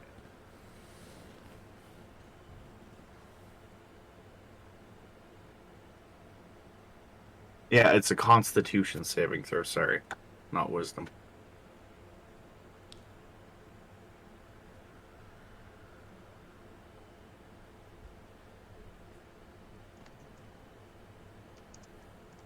And it's DC 14 Okay.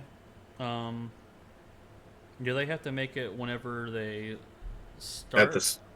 Yeah, at the or start of their turn. or when they? What about when they move into it? Oh, or when they move into it. Yeah.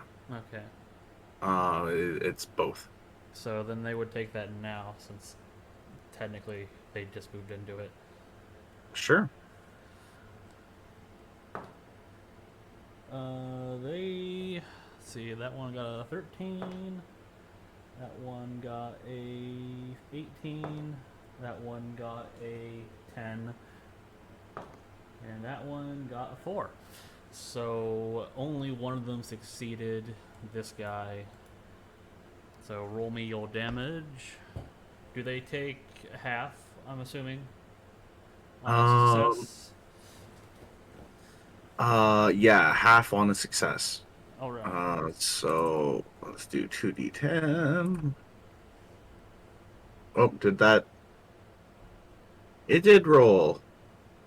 Okay. Why is it 9. 4?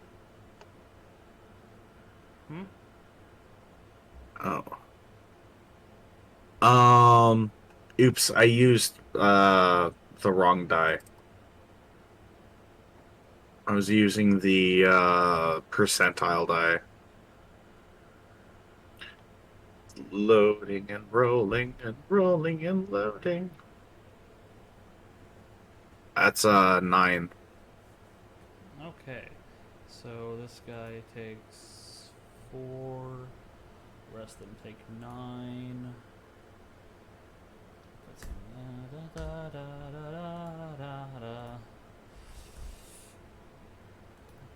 The skeleton dies tonight. One of them actually So does. The one, because the one that Mistana shot earlier was this guy, and well, these guys kind of definitely take some damage from that beam of moonlight hitting him. This guy kind of just falls apart on impact. woo, first kill. I don't say that in character.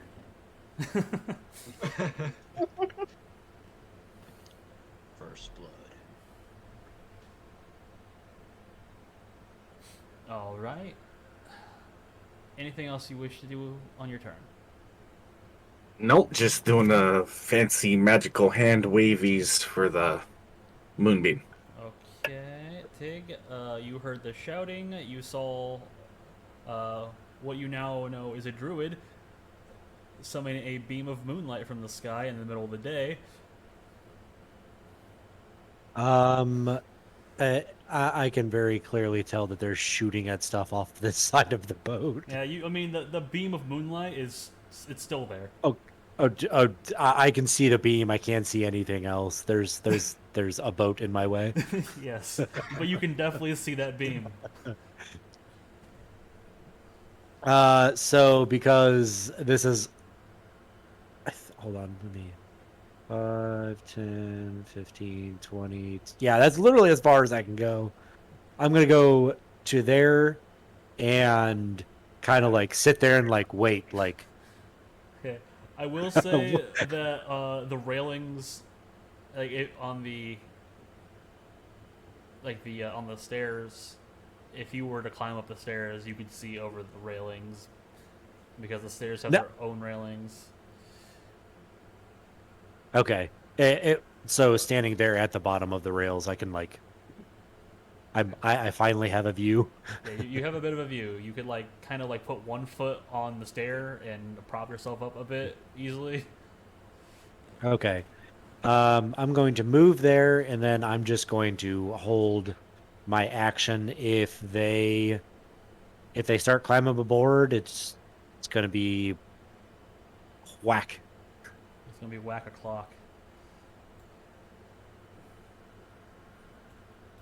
Okay, on their turn, I am going to bring these guys onto the map just so that we can acknowledge their existence. But they're not actually there. Also, what the heck happened to two of my tokens? They're under the boat. Why are they on a different layer than the other two? That's special. And they're There's more? Jeez. okay. You know what? It's fine. It doesn't matter. There are 4 on that boat as well, but for some reason, they are both on. Those 2 are on a different layer, but the whole thing of the skeletons are selecting as a single token, which makes 0 sense. It's fine though. But yes, those 2 move closer within sight. They are now within 80 feet. You can see both ships much clearer. Uh, you no longer have disadvantage on trying to hit the ship. Um, the one on the left has, you can see now, pretty good damage. It seems that cannon kind of ripped through the starboard side. They're trying to make attacks. That missed. Both of the ballistas that they fire miss. And then this lovely boat, it's... Oh my goodness. Going to kind of... Well, first of all, those poor fools in that moonbeam need to make another save. Moonbeam time. Okay. Let's get some damage. Let's see. One of them got a 14 and succeeded. One of them got a 3 and definitely failed. And the other one got a 7 and also failed.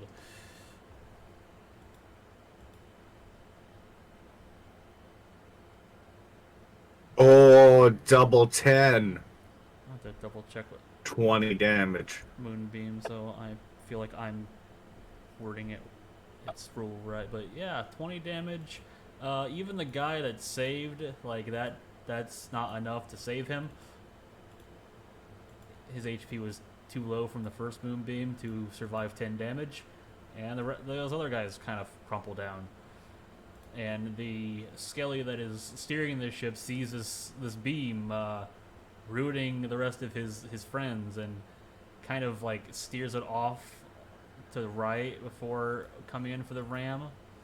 And these guys apparently are not a single like the other guys, so that's weird. It's fine. They make contact, and they start basically climbing rapidly, using their bony little fingers to wedge into the hull to get a grip. And I need to change that because that's not the right guy. Boop, there. So these 2 make it up on the ship, followed by this guy. This guy stays there because they are simple skeletons and they don't understand things beyond what they're told to do. The 2 more come out from this little cabin back here and prepare to try to scale as well. And that is their turn. On the ship's turn, they're going to try to shoot. Now, one of those, the ship that they can see got damaged. Yeah, that's a definite hit. Die. 14. Another 14, so 28. 43.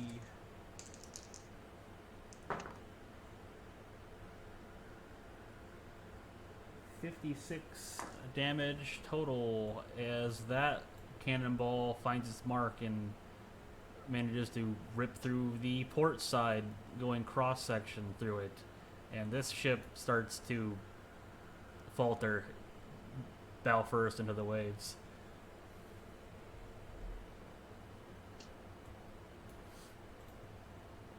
Can I put an X on the whole ship? I can.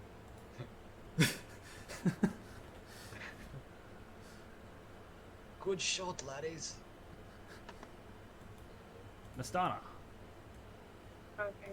How far is it from the deck I'm standing on to the floor down below? That is roughly 9 feet. 9 feet. So can I jump over it?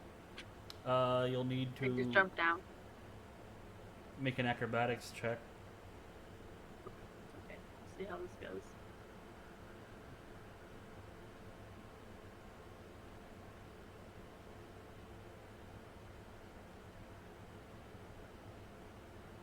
A 4. Oh. Okay. That's the third that one. So Mistana attempts to jump over the side of this railing, but her foot catches the railing. Give me a deck save to try to at least catch yourself from this face planting the deck.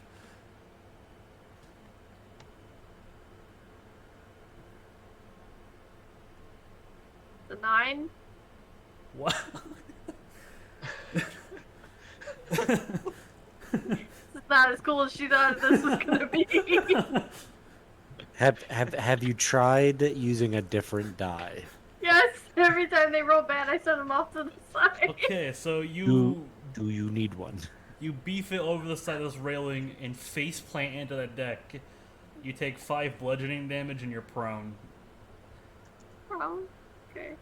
Um, How much of my movement speed does that use? that's going to use all your movement speed. You still have an Okay. action if you wish to take it. I don't know if this is gonna work, but I'm gonna give it a shot. Jeez. You did, however, manage to land there, so There. Let's see here. in an amazing display of acrobatics.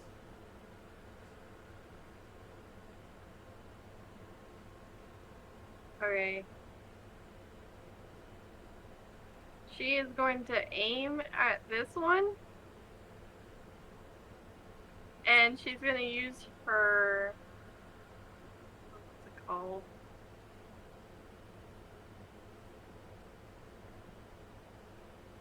Her force breath weapon. So essentially she's going to inhale really big and she's going to exhale magical energy in a 15-foot cone. Any creature inside that 15-foot cone must make a dex saving throw. Okay, all 3 of them would actually be inside that. Oh, would they? Okay. Yeah, it's a cone. Oh, yeah, cone, not stream. What was the save? Dex saving throw of 12. Okay. I dropped a die on the floor. I have to get it before the cats try to eat it.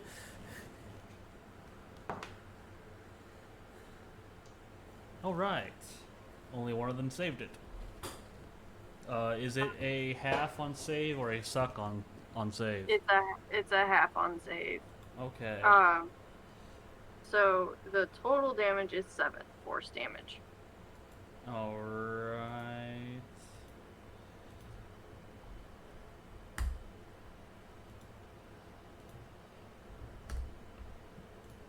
Does it have any additional effects, or is it just the damager? Wow, my brain. Why am I keep... Ugh. No, it literally just says they take the damage. It's not like they get moved or anything. Okay, I was making sure because force sometimes it Yeah, has a push effect. yeah. I don't think it does just because it's the type of dragonborn she is. I mean, it would make that a little bit more of a broken ability. So I'm glad they didn't. But just had to make Yeah. sure. I haven't really looked at the UA stuff recently. As you hit them, the big guy who's actually in armor and has a decent looking weapon compared to everyone else's shitty stuff, just looks down and looks up at you. No one enters. No one leaves.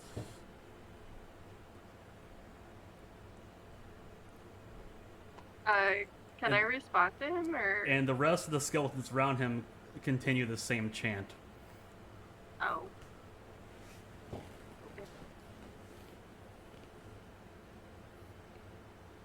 You can respond if you want. But that's what they're doing. Uh, no, just stay quiet. All right, Vladimir. Alright, so now that I freaked out at the captain, I'm gonna make my way over towards these guys that have climbed aboard. Well, 20. Hooray, I can get to the bottom of the stairs. Yay! So that's my action for Um, now. well, it's your move action. Do you not have any kind of ranged weapons? I forget if I do, actually. Yeah, actually I do. So I'm gonna... I'm here to help you help me kill me. Alright, so I got my short bow here. So we're gonna pull that out.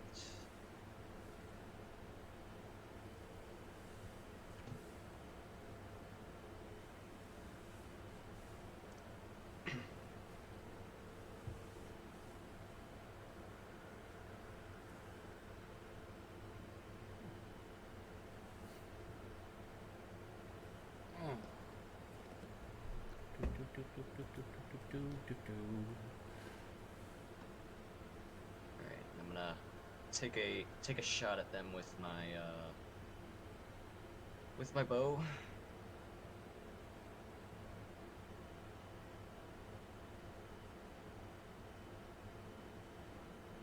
+19 +5, 24 to hit. Oh yes, definitely. I'm assuming you were hitting the guy in front of you. Yes, the guy Okay. closest to me. Okay. Then roll its damage. Damage, that'll be 6 + 3, 9 damage. 9 damage. So you shoot the skeleton pretty good. The arrow goes into his skull and just pulls the skull off of it. So he is dead. And we'll put the little X on him after I change something because these avatar screens in the bottom need to be small. There we go. So I can get them out of the way. Boop, boop. He's dead. Boom. Headshot. Excellent. Seer. It's my turn. Alrighty. Seer reaches out towards over top of the water where the moonbeam is. With his hands, it's like he almost gestures to grab it, and he goes to move it, and he moves it over top of these two right here, where it's like half off the boat.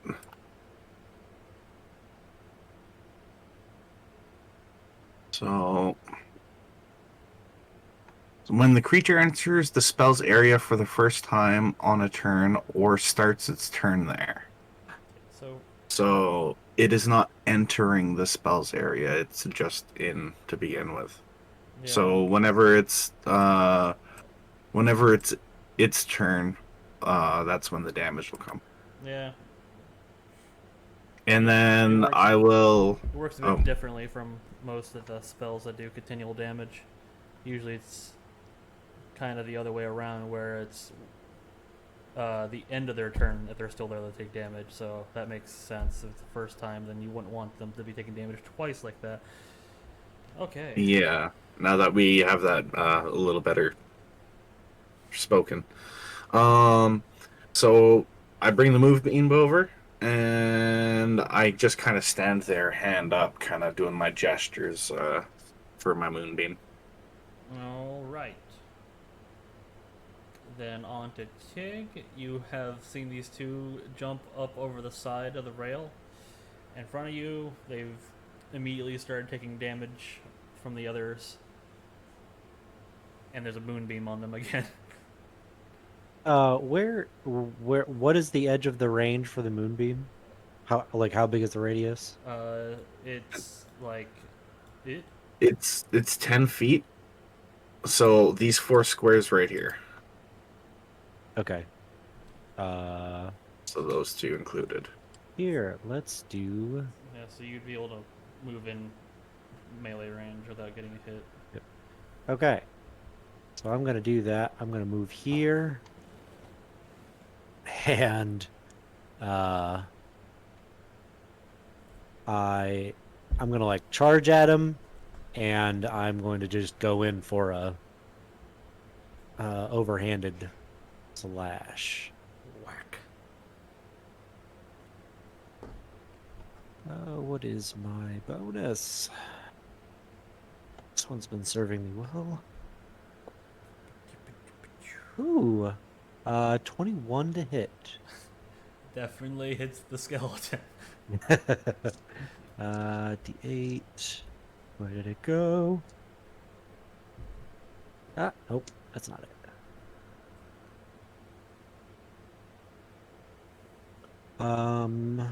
Plus 5 is 12 slashing damage. All right, you cut through the rib cage, and it's like almost like you cut through the necromantic energies that held it together, and it just fucking crumples right there. Ah. Um. Oh, come on, computer. What are you doing? Yeah. Yeah, that's all I can do. Um. So, yeah. Okay, their turn. The remaining ballista ship tries to take another shot, and that was terrible, so that's not hitting anything. Then these guys go. That guy needs to take a save. No, he's not gonna have enough modifier to beat that. He definitely failed. 6 on the die. I don't remember what his modifier is off the top of my head, but there's no way he beats it. So give me that moon damage again. Moon damage incoming. Clickety click. 2 of those. Roll. Oh. And the animation's going to be a moment.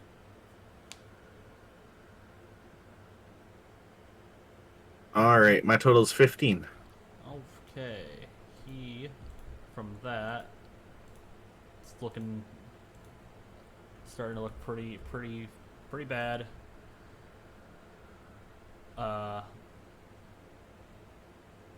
Really, Kitty?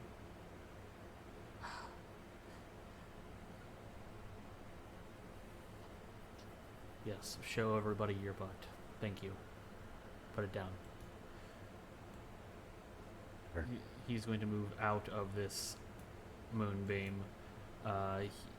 He compared to the other skeletons, he's actually got armor on that isn't like crumbling away, and he's carrying a battle axe and a shield, and he is going to attack Tig. Bring it. Do. Here's a swing. That is a 17 to hit. Nope.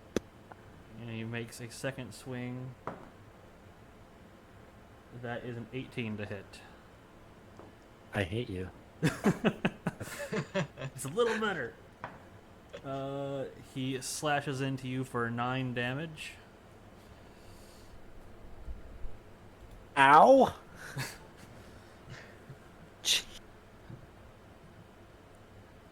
But that is all he's going to be able to do with his turn. Well, his turn. These guys, they're going to try to climb up. They're skeletons. They're not particularly bright. Moonbeam damage. Do you want me to roll again, or we're gonna use the same roll? We can just use the same roll. What was that? Oh, it was 15. 15. That's right. Okay. Wow. They both die immediately. Nice. They're just like climbing up this thing, just chanting to themselves still. Hop over the side into the beam and just freaking fall apart. Like lemmings to a cliff. This one down here has like a sliver of intelligence left in there and is like, nah, I'm good. And he just kind of goes back to the helm of this little thing. Fuck this shit up now. Onto the crew, they're going to attempt to shoot at the remaining ballista ship, and wow, they almost nat won that, but that's a miss. Miss Donna, will you redeem yourself? Probably not. But we'll try. She's gonna get up. Additional note, this ship here is now roughly 40 feet away. Okay.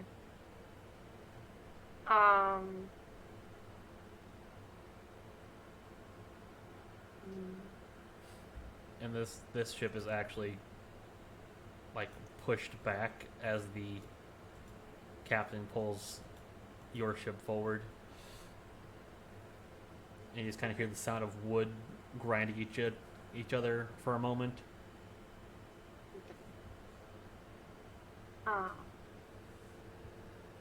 She is. She's pretty focused on this one guy. So, gonna kind of like stand up, like look around, like nobody saw that. She's gonna take her short bow out. There's this crew member right here that definitely saw all of that. No, there is not. He didn't see anything. It's okay. Like he's like huddled down, not sure what to do, but he definitely saw that happen. No, if he knows what's good for him, he won't say anything. She's going to bring her bow back up, make sure it's okay, and she's gonna ready an arrow into it, and she's gonna shoot this guy. Oh shoot, I'm still in the ruler. The guy on the boat. Okay.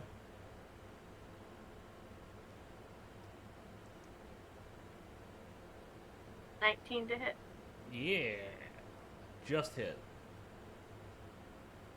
4 piercing and 4 force damage. Wow. That was actually exactly Yes. his HP. He had 8 left. I'm like, I remember him having 9, but then I opened up his little hit point bubble. No, that's an 8. So no, he the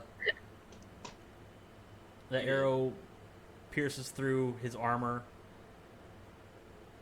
and like his chanting stops, and he just kind of stands there like jaw open, not saying anything anymore, and then the jaw just kind of falls off, and there's like a slight hiss, and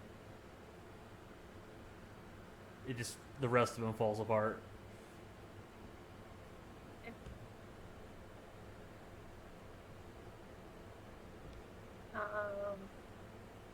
She's gonna be like, look, I know we probably need permission, but we need to get on the island, so you had to go. And she's gonna like turn to face the other boat that's still there behind her. And then that's her turn. Okay. Vlad. Additionally, before we move any further, does anybody need to take a break? 'Cause I kind of forgot.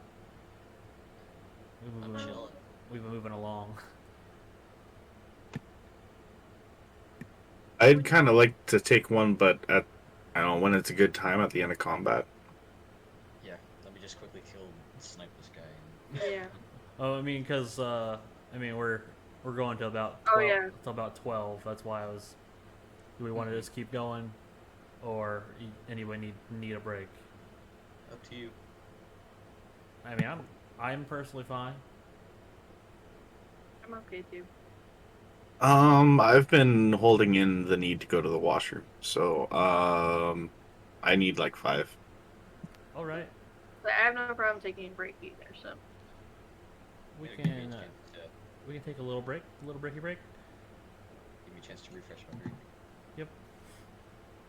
So we Yes. will take a break, 10 minutes, and we'll be good.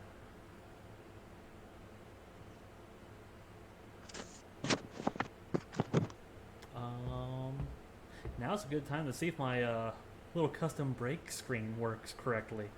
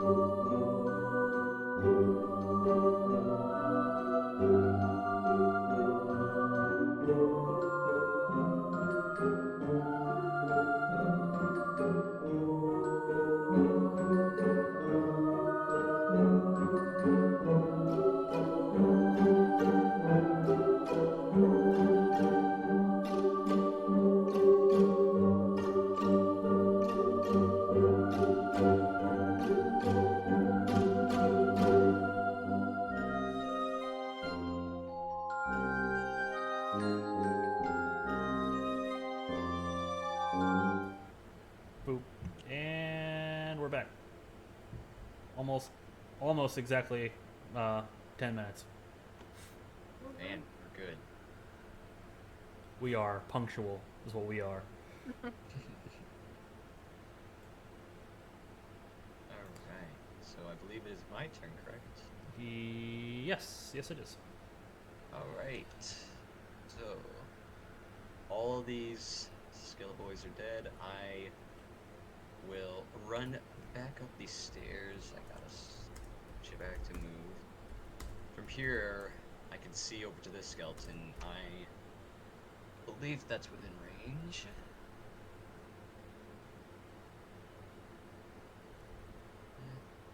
Oops, I didn't draw the ruler. My bad.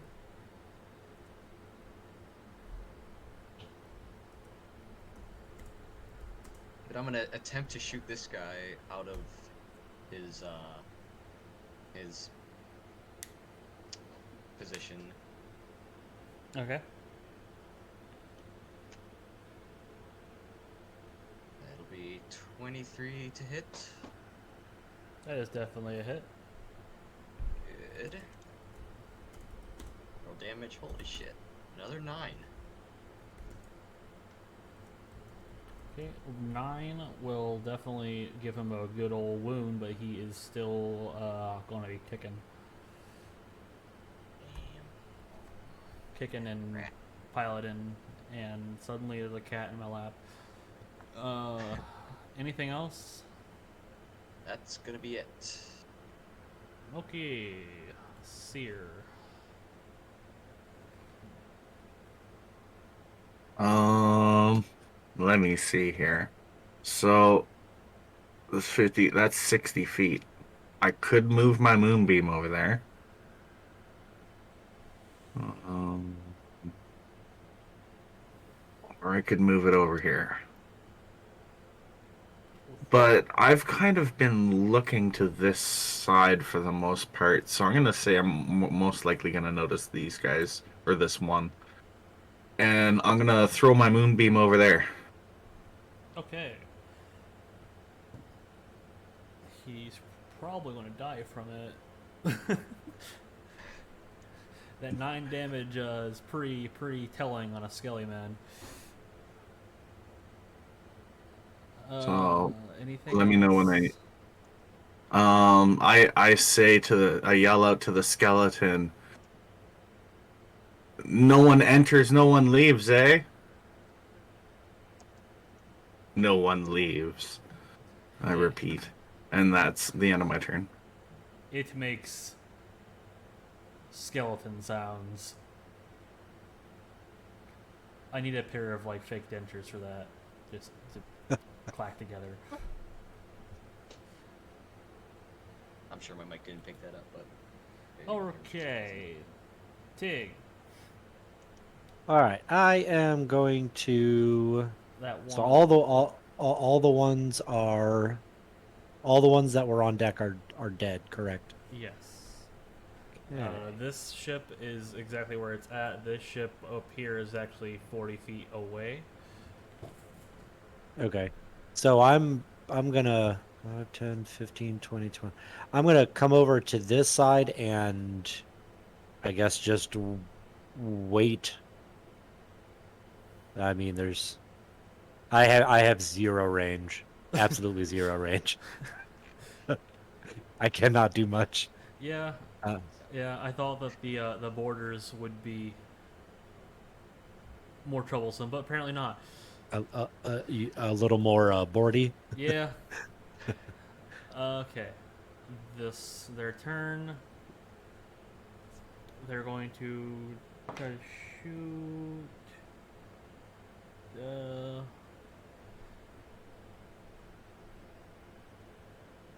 that is a hit. Uh, that bolt, you hear the sound of like actual splintering and breaking as that one actually makes a hole in the side over here. Not below the water line, but definitely punched a hole through the ship. And then this guy down here needs to make a save. Which that's a 5. Not great for him. It's not gonna be a good day.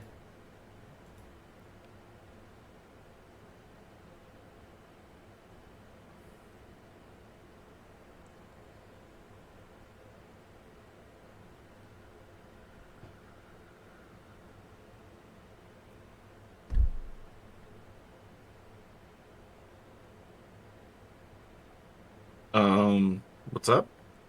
Damage for Moonbeam.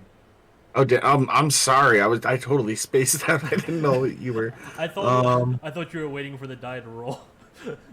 I apologize there. I was like, no, everyone stop speaking. This is awkward. Um, That is. eight moonbeam Oh yes, or eight radiant rather. he's a goner. He only had 4 left after that shot. So now that keel boat is just kind of drifting. off into the sunset. Okay. Anything else? Wait, no. No. Derp, derp. Never mind. It is the crew's turn.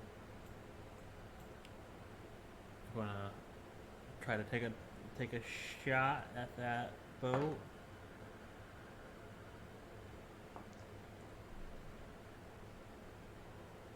They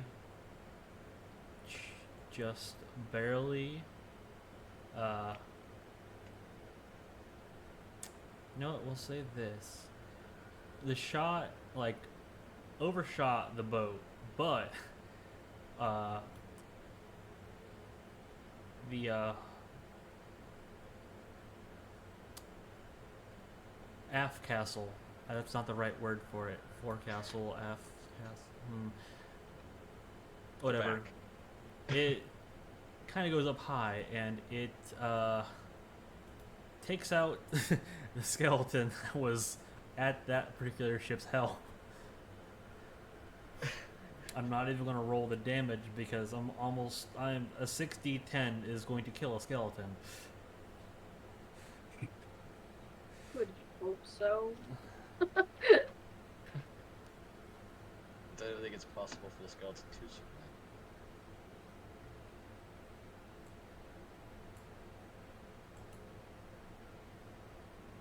Six D10, minimum was 6. That'd be one hell of a roll. Yeah, no, that skeleton's dead. It's fine.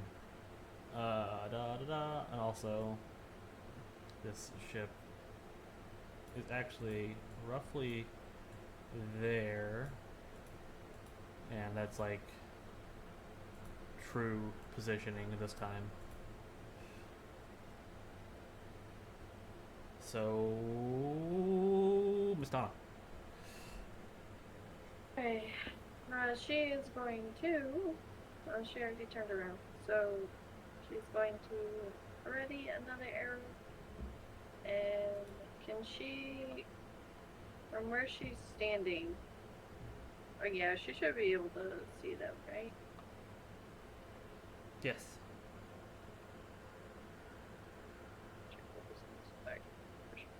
Okay. So she's going to shoot a arrow at the one at the front of the ship.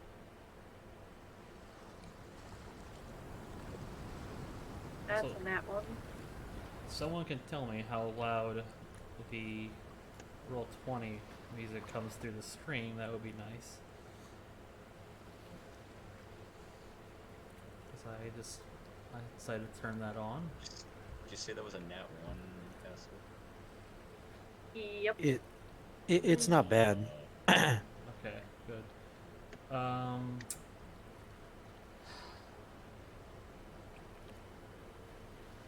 Yeah. All right. Roll me percentile.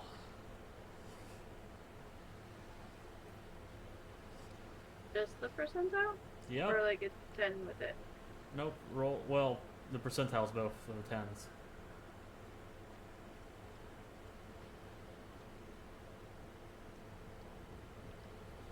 Uh, 96? What? 96? I don't know. All right.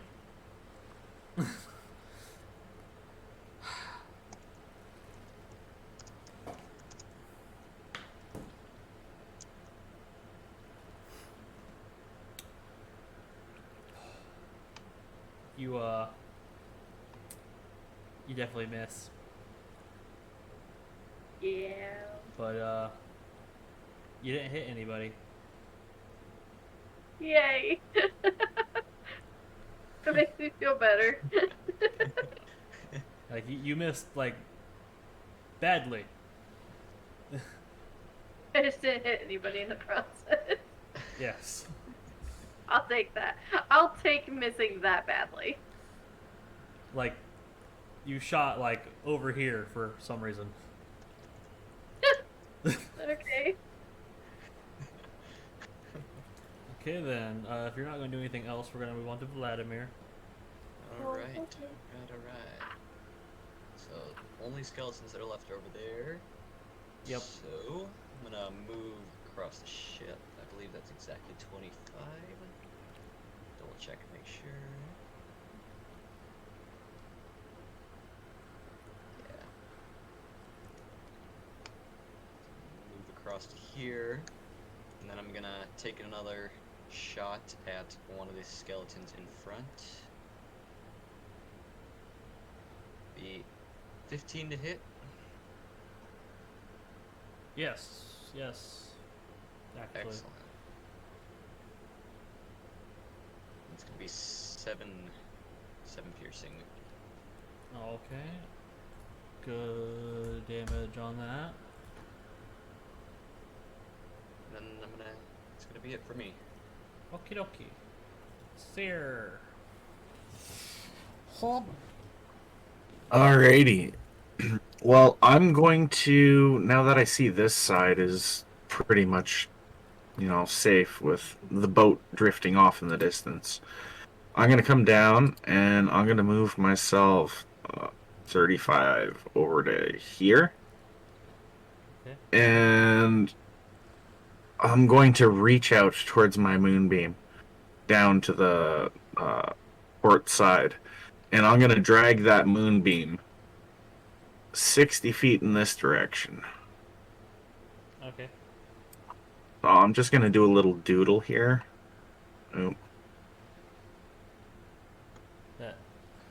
That abandoned killboat is just like floating off in the distance while the freaking flute solo from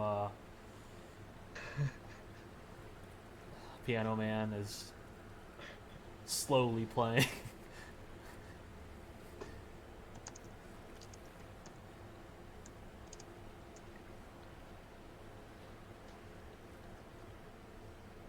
Yes, a harmonica even. That's what that is. And that'll that'll be the end of my turn. Okay. It's totally fine. I remember a time I was playing Civilization with Fang, and some of the ambient music was a mandolin playing, but my brain couldn't remember what a mandolin was, like the word. I'm like, they're playing they're playing on that thing, that thing that the Chinese got, the Chinese banjo, and he's like, you mean a mandolin?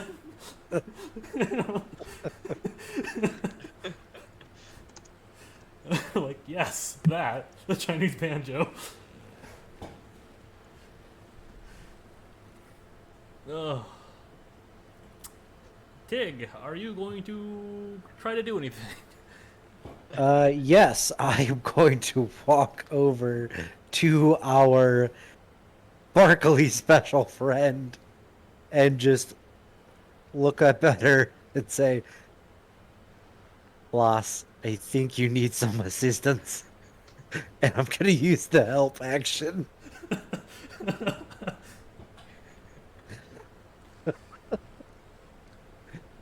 Yeah, you just like freaking like 3 foot gnome like doing like the ghost pottery wheel scene, but with a bow. Loss, you need to come down here. I can't do anything when you're up there.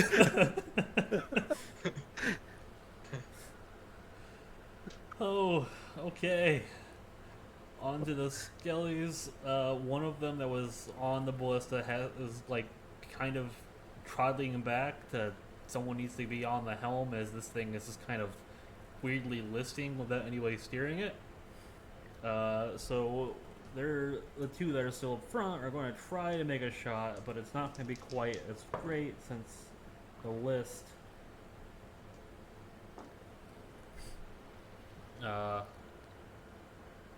Boo.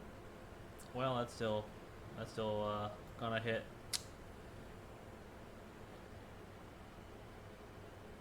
Did some damage, so that's their turn. The ship's turn. The ship they're on starting to take some damage. But these guys hit. So yeah, they get to roll damage too for them. Blah blah blah blah blah. Okay. So these guys took a better aimed shot at the front of the ship, and it basically rips through this guy and into the ballista that he's next to, killing this skeleton and destroying the ballista, which mostly incapacitates the guy behind him from the shrapnel.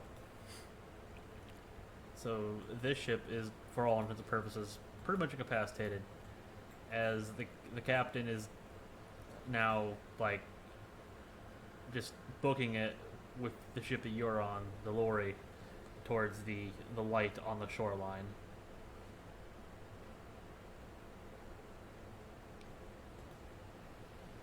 And you have survived the encounter.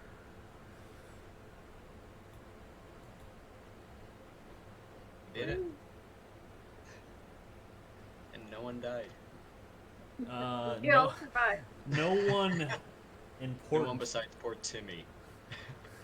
Yes, Jed and Timmy died by ballista bolts. Yep. Oh well, they were NPCs. Okay, yes. So you guys survive. You are just booking it towards that shoreline. The lorry has taken some pretty bad damage.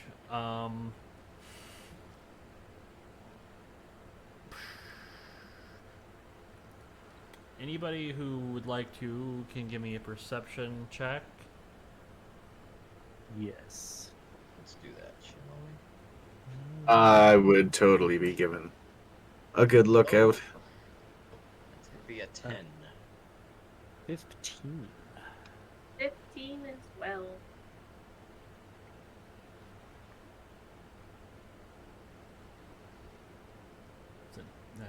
That's a 9. 12. Oh, that's different. Okay. Well, oh well. Who the ones who got 15 and above, you can notice back off in the mist behind the ship. You can see more figures of smaller boats forming, but they don't actually seem to now be chasing you anymore. For some reason.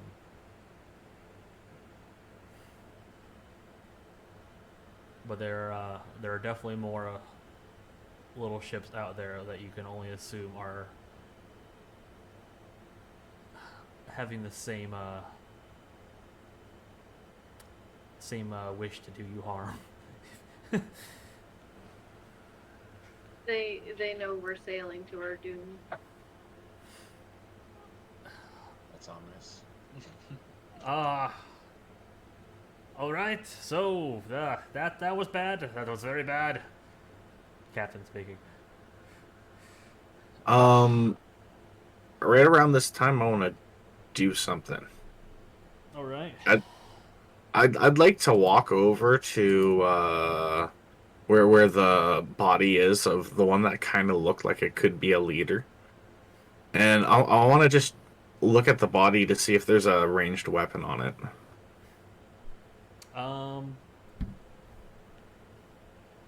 Kinda. He's got 2 javelins. I'm gonna take those javelins. All right. Um. He's also got a set of scale mail and a shield. His armor is the only armor that is of any kind of use at all. The other skeletons, their armor, if they have any, is kind of beyond repair or use. It was honestly barely providing those skeletons any kind of extra armor.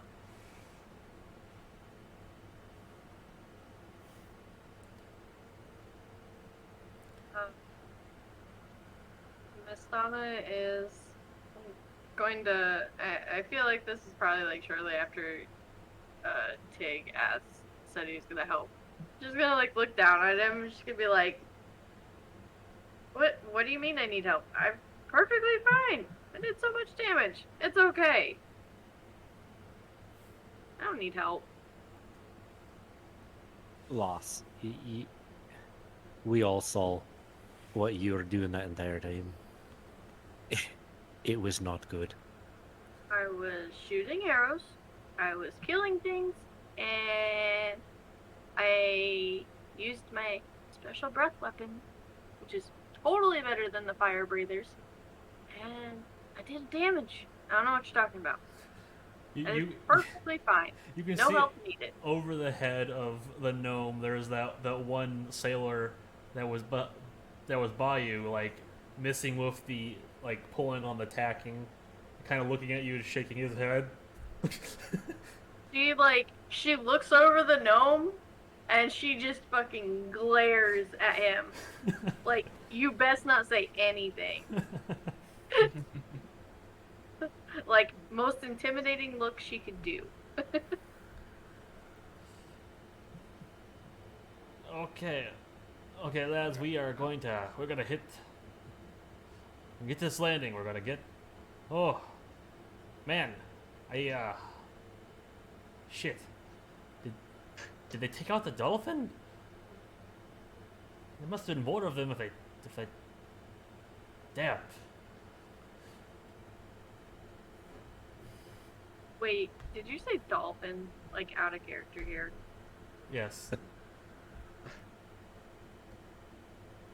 Dolphin? What? Where? And I run over towards the dolphin or towards the edge of the ship. No, wait. Look. No actual dolphin. I'm sorry, man. I guess I never really said, but the brig of war they sent ahead of us, it was named the Golden Dolphin.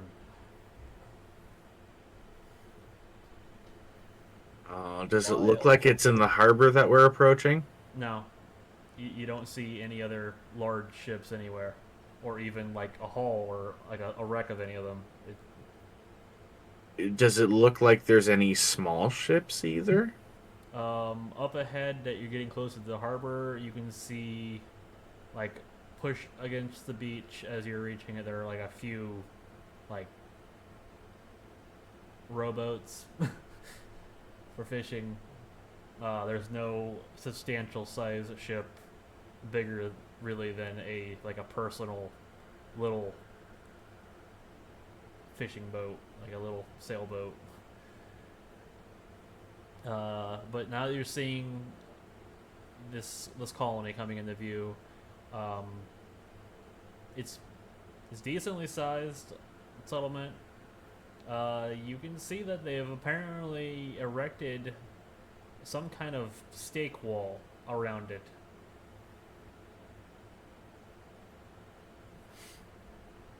And you continue on gliding into port. So while all this is happening, if I may, Vladimir wants to walk over to Timmy's body, and he's gonna kneel down beside him and pull out a flask and pour one out for the boys. All right, pour one out for the boys. Yep. They're kind of gathering up their dead crewmates to do something more proper with them later. But you guys arrived at Elisa's Landing.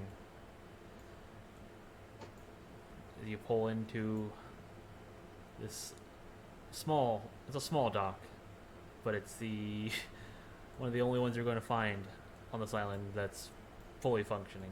Again, you see that there is a stake wall palisade that they seem to have erected around this little town. Kind of notably, as you see, two notable buildings standing out is they've actually managed to erect themselves a full windmill, and towards the top of the windmill there are actually kind of open slitted windows that make it work kind of like a lighthouse. And then there is the half of a hull of another ship that is been overturned, and it looks like they have turned it into a usable building of some kind.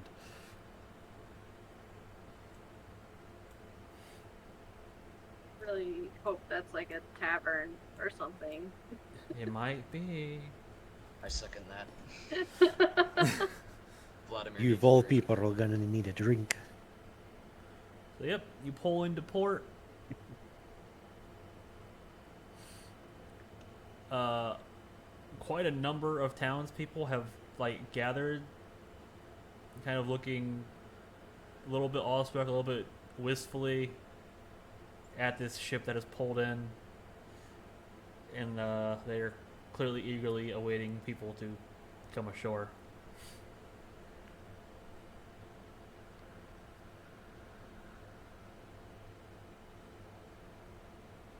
So, party initiative. Then what do?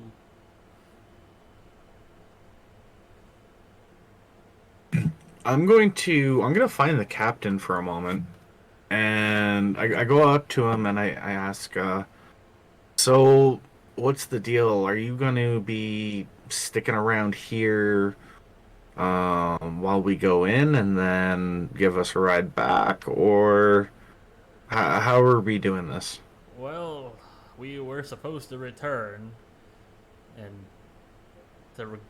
you know, no one knows what's happening out here, so we were going to return with a report. But I don't know if we'd survive another round with those things out there. Especially, the lorry has taken some damage. We're gonna have to at least repair her here what we can before we do anything.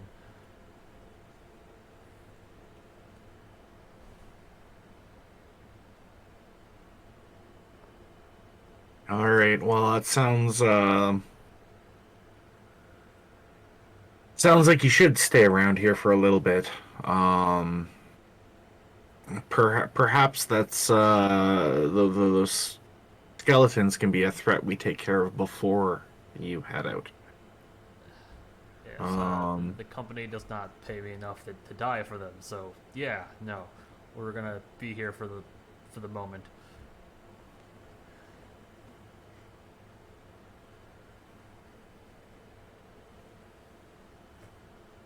uh, Tig is getting off this boat as fast as he can. Okay. You. Vladimir. Go ahead. Uh, okay. Um.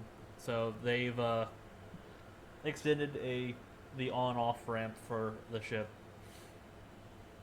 The remaining crew uh, are just kind of doing what they're supposed to and preparing to offload supplies as needed. Yeah, you leave while they're doing that, and like immediately a younger human male, like early 20s. It's like quickly moves up to you, being the first one off the ship. My goodness, well, you're small, but that's fine, fine. I've seen gnomes. Did they send more of you?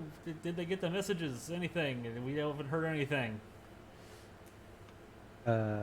Well, I mean, that's kind of the reason we're out here, because we didn't get any messages. Oh, okay. That's great. That's great. Okay. You guys then best be talking to the mayor. He'd be able to explain things better than me, but we're not in a good it's not great. We're still on the pier? Yes. Okay.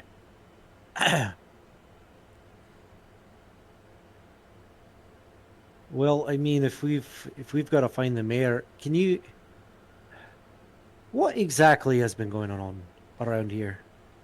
Oh, well, again, he can explain it better, but the gist is, everything going like it's been like going fine, Come out here, everyone said it'd be good start away from everything, but it was. That Oh, that explained a whole right mess, didn't it? hey, you know what, some shit has been going on, all right? Like the dead, like they just started attacking, like from somewhere, a bunch of them Oh, we found that out real quick, Oh, coming through that fog. oh, they're on the water too? Oh yeah. Oh, they're out there. Okay, well, I mean, I guess like a couple days ago we heard like cannon fire on the out there somewhere. Hmm. Well, that explains why I guess nothing's gone through from that way either. Oh boy. Yeah. Well, we had to erect this wall. Uh, some other survivors came in from out of town and from other parts of the island said that the dead are rising in other places too. I also, I've heard rumors of other things, other weird things people have been seeing around. Um, don't know. I don't know. You know, skeletons and zombies of recently dead people coming at the walls. That's bad enough for me. All right, I'm a simple man. At least we got the walls fully up now. The first couple of nights were not great. Do you always speak this fast? No, Seem like you have a lot of energy. Well, what you should probably do is go back onto our boat and start pitching those boggin bodies off on the side. I'll go find the mayor. I don't. Okay, I don't know what a boggin is, but all right, I can help. I can help. I'm a dockhand. I can do that. Good lad. And I'm going to slap him as high up as I can reach and start walking into town. All right. Um, what are the rest of the party members doing at this point? Vladimir is just kind of in the back observing all the people, not saying anything. Okay. Miss Donna was. She was probably standing behind that gnome. um, probably standing behind Pig, and she, she's gonna like start following him at a really slow pace to keep up with him. Um, so, uh, Mister, uh, little guy, um, do you know a whole bunch about what's going on here? Because I really need to know. I really think there's a lot of bad things Are you Well, what? talking to the dockhand or Tig? to take. Okay. Sorry. Well, lass, from what I could decipher from the other tall person, uh, seems like the dead's coming back, and I think we're gonna have to deal with it. Yes, I knew it. I knew it. I was right. I was right this whole time. And she's like writing in her book. Hold, And hold, hold on. Why are you excited about this? because it's information, and I'm right. There's bad things here, and we need to help these people. We need to fix the island and make it all better. And I can prove to them I was right. You are a strange individual. Says the short one. Size does not matter. And Well, I'm gonna like get up on my tippy toes and try to get my finger real close.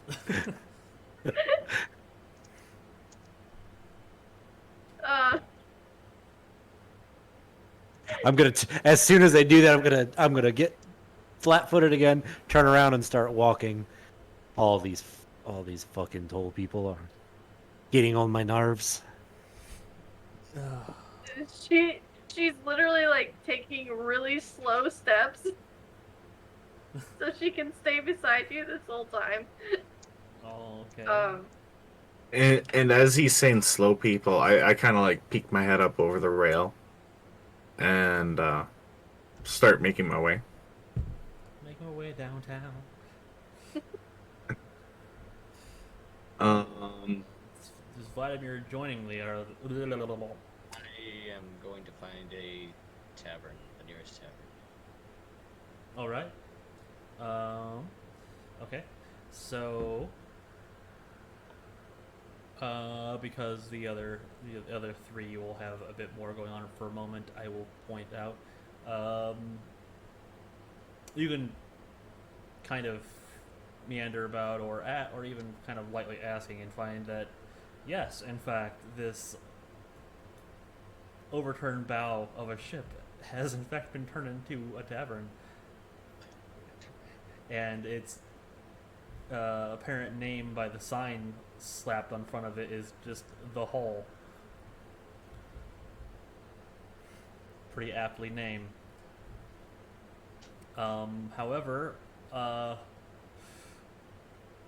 make a, let's say it's a investigation check, I guess, as close as I can think, as you're moving towards the hall. I think that's the one that makes most sense. That'll be a 17. I mean, that'll work for whatever I wanted the roll to be. Like, you can see that on the actual hull of the ship is kind of faded, a faded word, and like you can like turn your head kind of upside down a bit to see the ship's original name, and it's the Elise. The Elise. So you are going to go in that tavern, and we'll probably get on to what happens in that tavern in the next session because we're going to go back to the other group for a bit. You guys also going into town. Kind of take on the idea that the bigger a bigger building, the center of town, might be where you need to go. This one here, it's kind of got a bit of an outside pavilion. It looks like they probably used that area for like community meeting area. It seems that the front doors are just kind of open and people come and go from it, so you just kind of go in. It's kind of got an open, like kind of foyer-like area over here.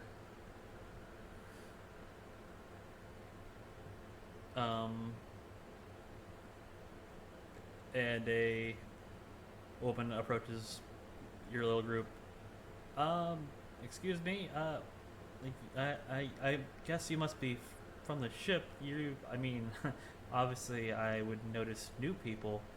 Are you here to see the mayor then? I Very, take very, us good. very good, very good. Okay. He's in the study, and she leads you to the study. It's a pretty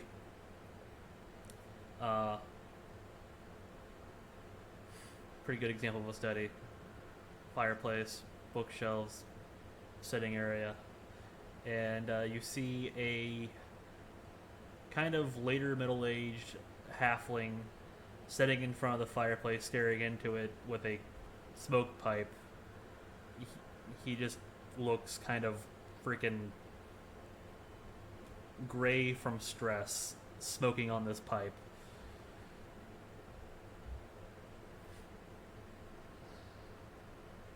And he sees your group approaching,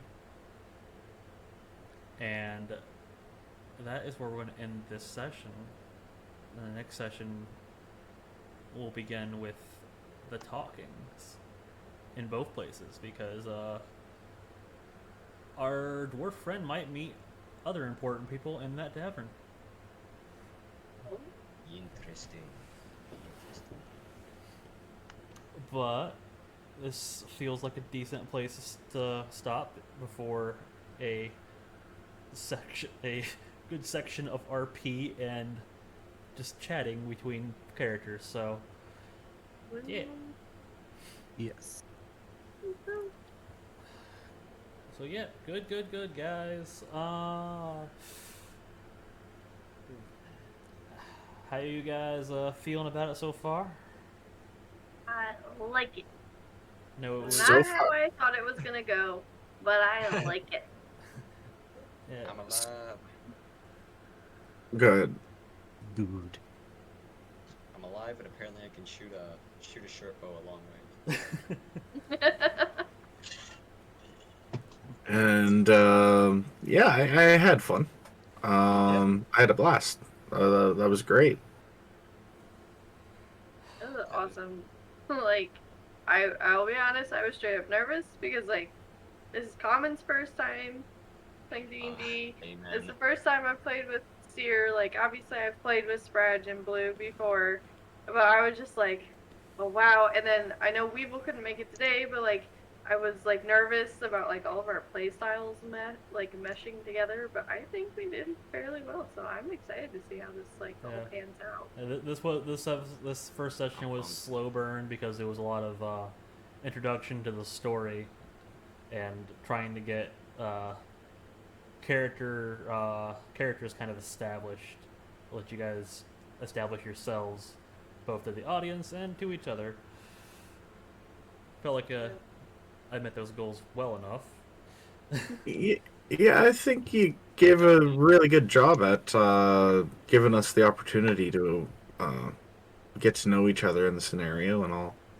Um, I still in character. I want to get to meet everyone because I haven't quite had those conversations, and we're gonna see where that goes next time. I'm gonna enjoy that. You may have to coerce Vladimir to actually speak to people.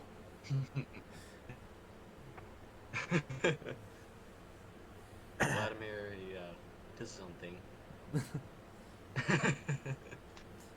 Every group has that character. Yeah. Vladimir likes to brood. Yeah. We'll see next week if Weevil can make it. Hopefully she can, and then I will figure out something. It might be something just lame, like she was there, but somehow managed to avoid everybody. I don't know yet. I'll, Sleep. She was asleep on the boat. I'll figure it out. Okay, well that is it. I don't remember Okay. how to raid. /raid at person. I got Cordelia, Oogie. I know we raided Judah last night. Is it / or backslash? / I believe. Backslash, I believe. Backslash. Yeah. Is it? Backslash. Hack and slash. The slash that's next to the shift Is key. it /? Yeah, What? it's the one underneath the question mark. Okay. It's a / I'm getting a lot of answers here, and I'm like, forward slash. It's this one.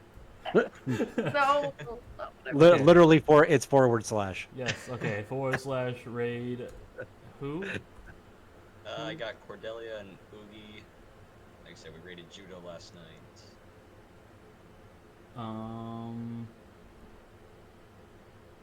How do Yeah, you? How do you? Is Who are you trying to go for? I guess Cordelia.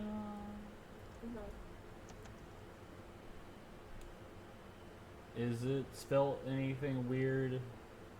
In the chat. In the chat twice. Oh, good. See, I only put one L in there. Perfect. Let's see if I did this right. I mean, if I don't, we'll still be here. At it's at. I had to put an at sign in there. It didn't tell me that. Yes. Yeah. You have to put the @ sign in there. Do I? Blue. All of your privileges are taken away. I don't do this. All right, it's awesome. We're good. We'll see you next week. Hopefully, I won't have so many fuck ups. Yeah. And we will see you there. Bye. And I fucked it up. What did What I do And you you mean you fucked fucked it up? What, did- we're still here. it We're didn't still work. here. It didn't work. It didn't work. We're still here. What did I mess Alright, up? I don't understand. I'm going to type the exact message into I don't know, this chat. Oh And then you god. can copy paste it. Just Maybe copy we paste we it. might be going somewhere. We're trying, guys. We are. I'm saving. We're trying. I'm trying. I'm not doing super well apparently. We'll make it work. We'll make it work. Okay. I totally typed that. It's Apparently not. Is that why it didn't work? Well, I didn't even. I don't even remember seeing a message pop up at all. I might have somehow messed up the name. While Yeah, I got it we're typed out exactly in that message I sent you, so. Okay, let's see. Unrecognized command. oh, I wonder Did if you don't spell have. raid wrong? No.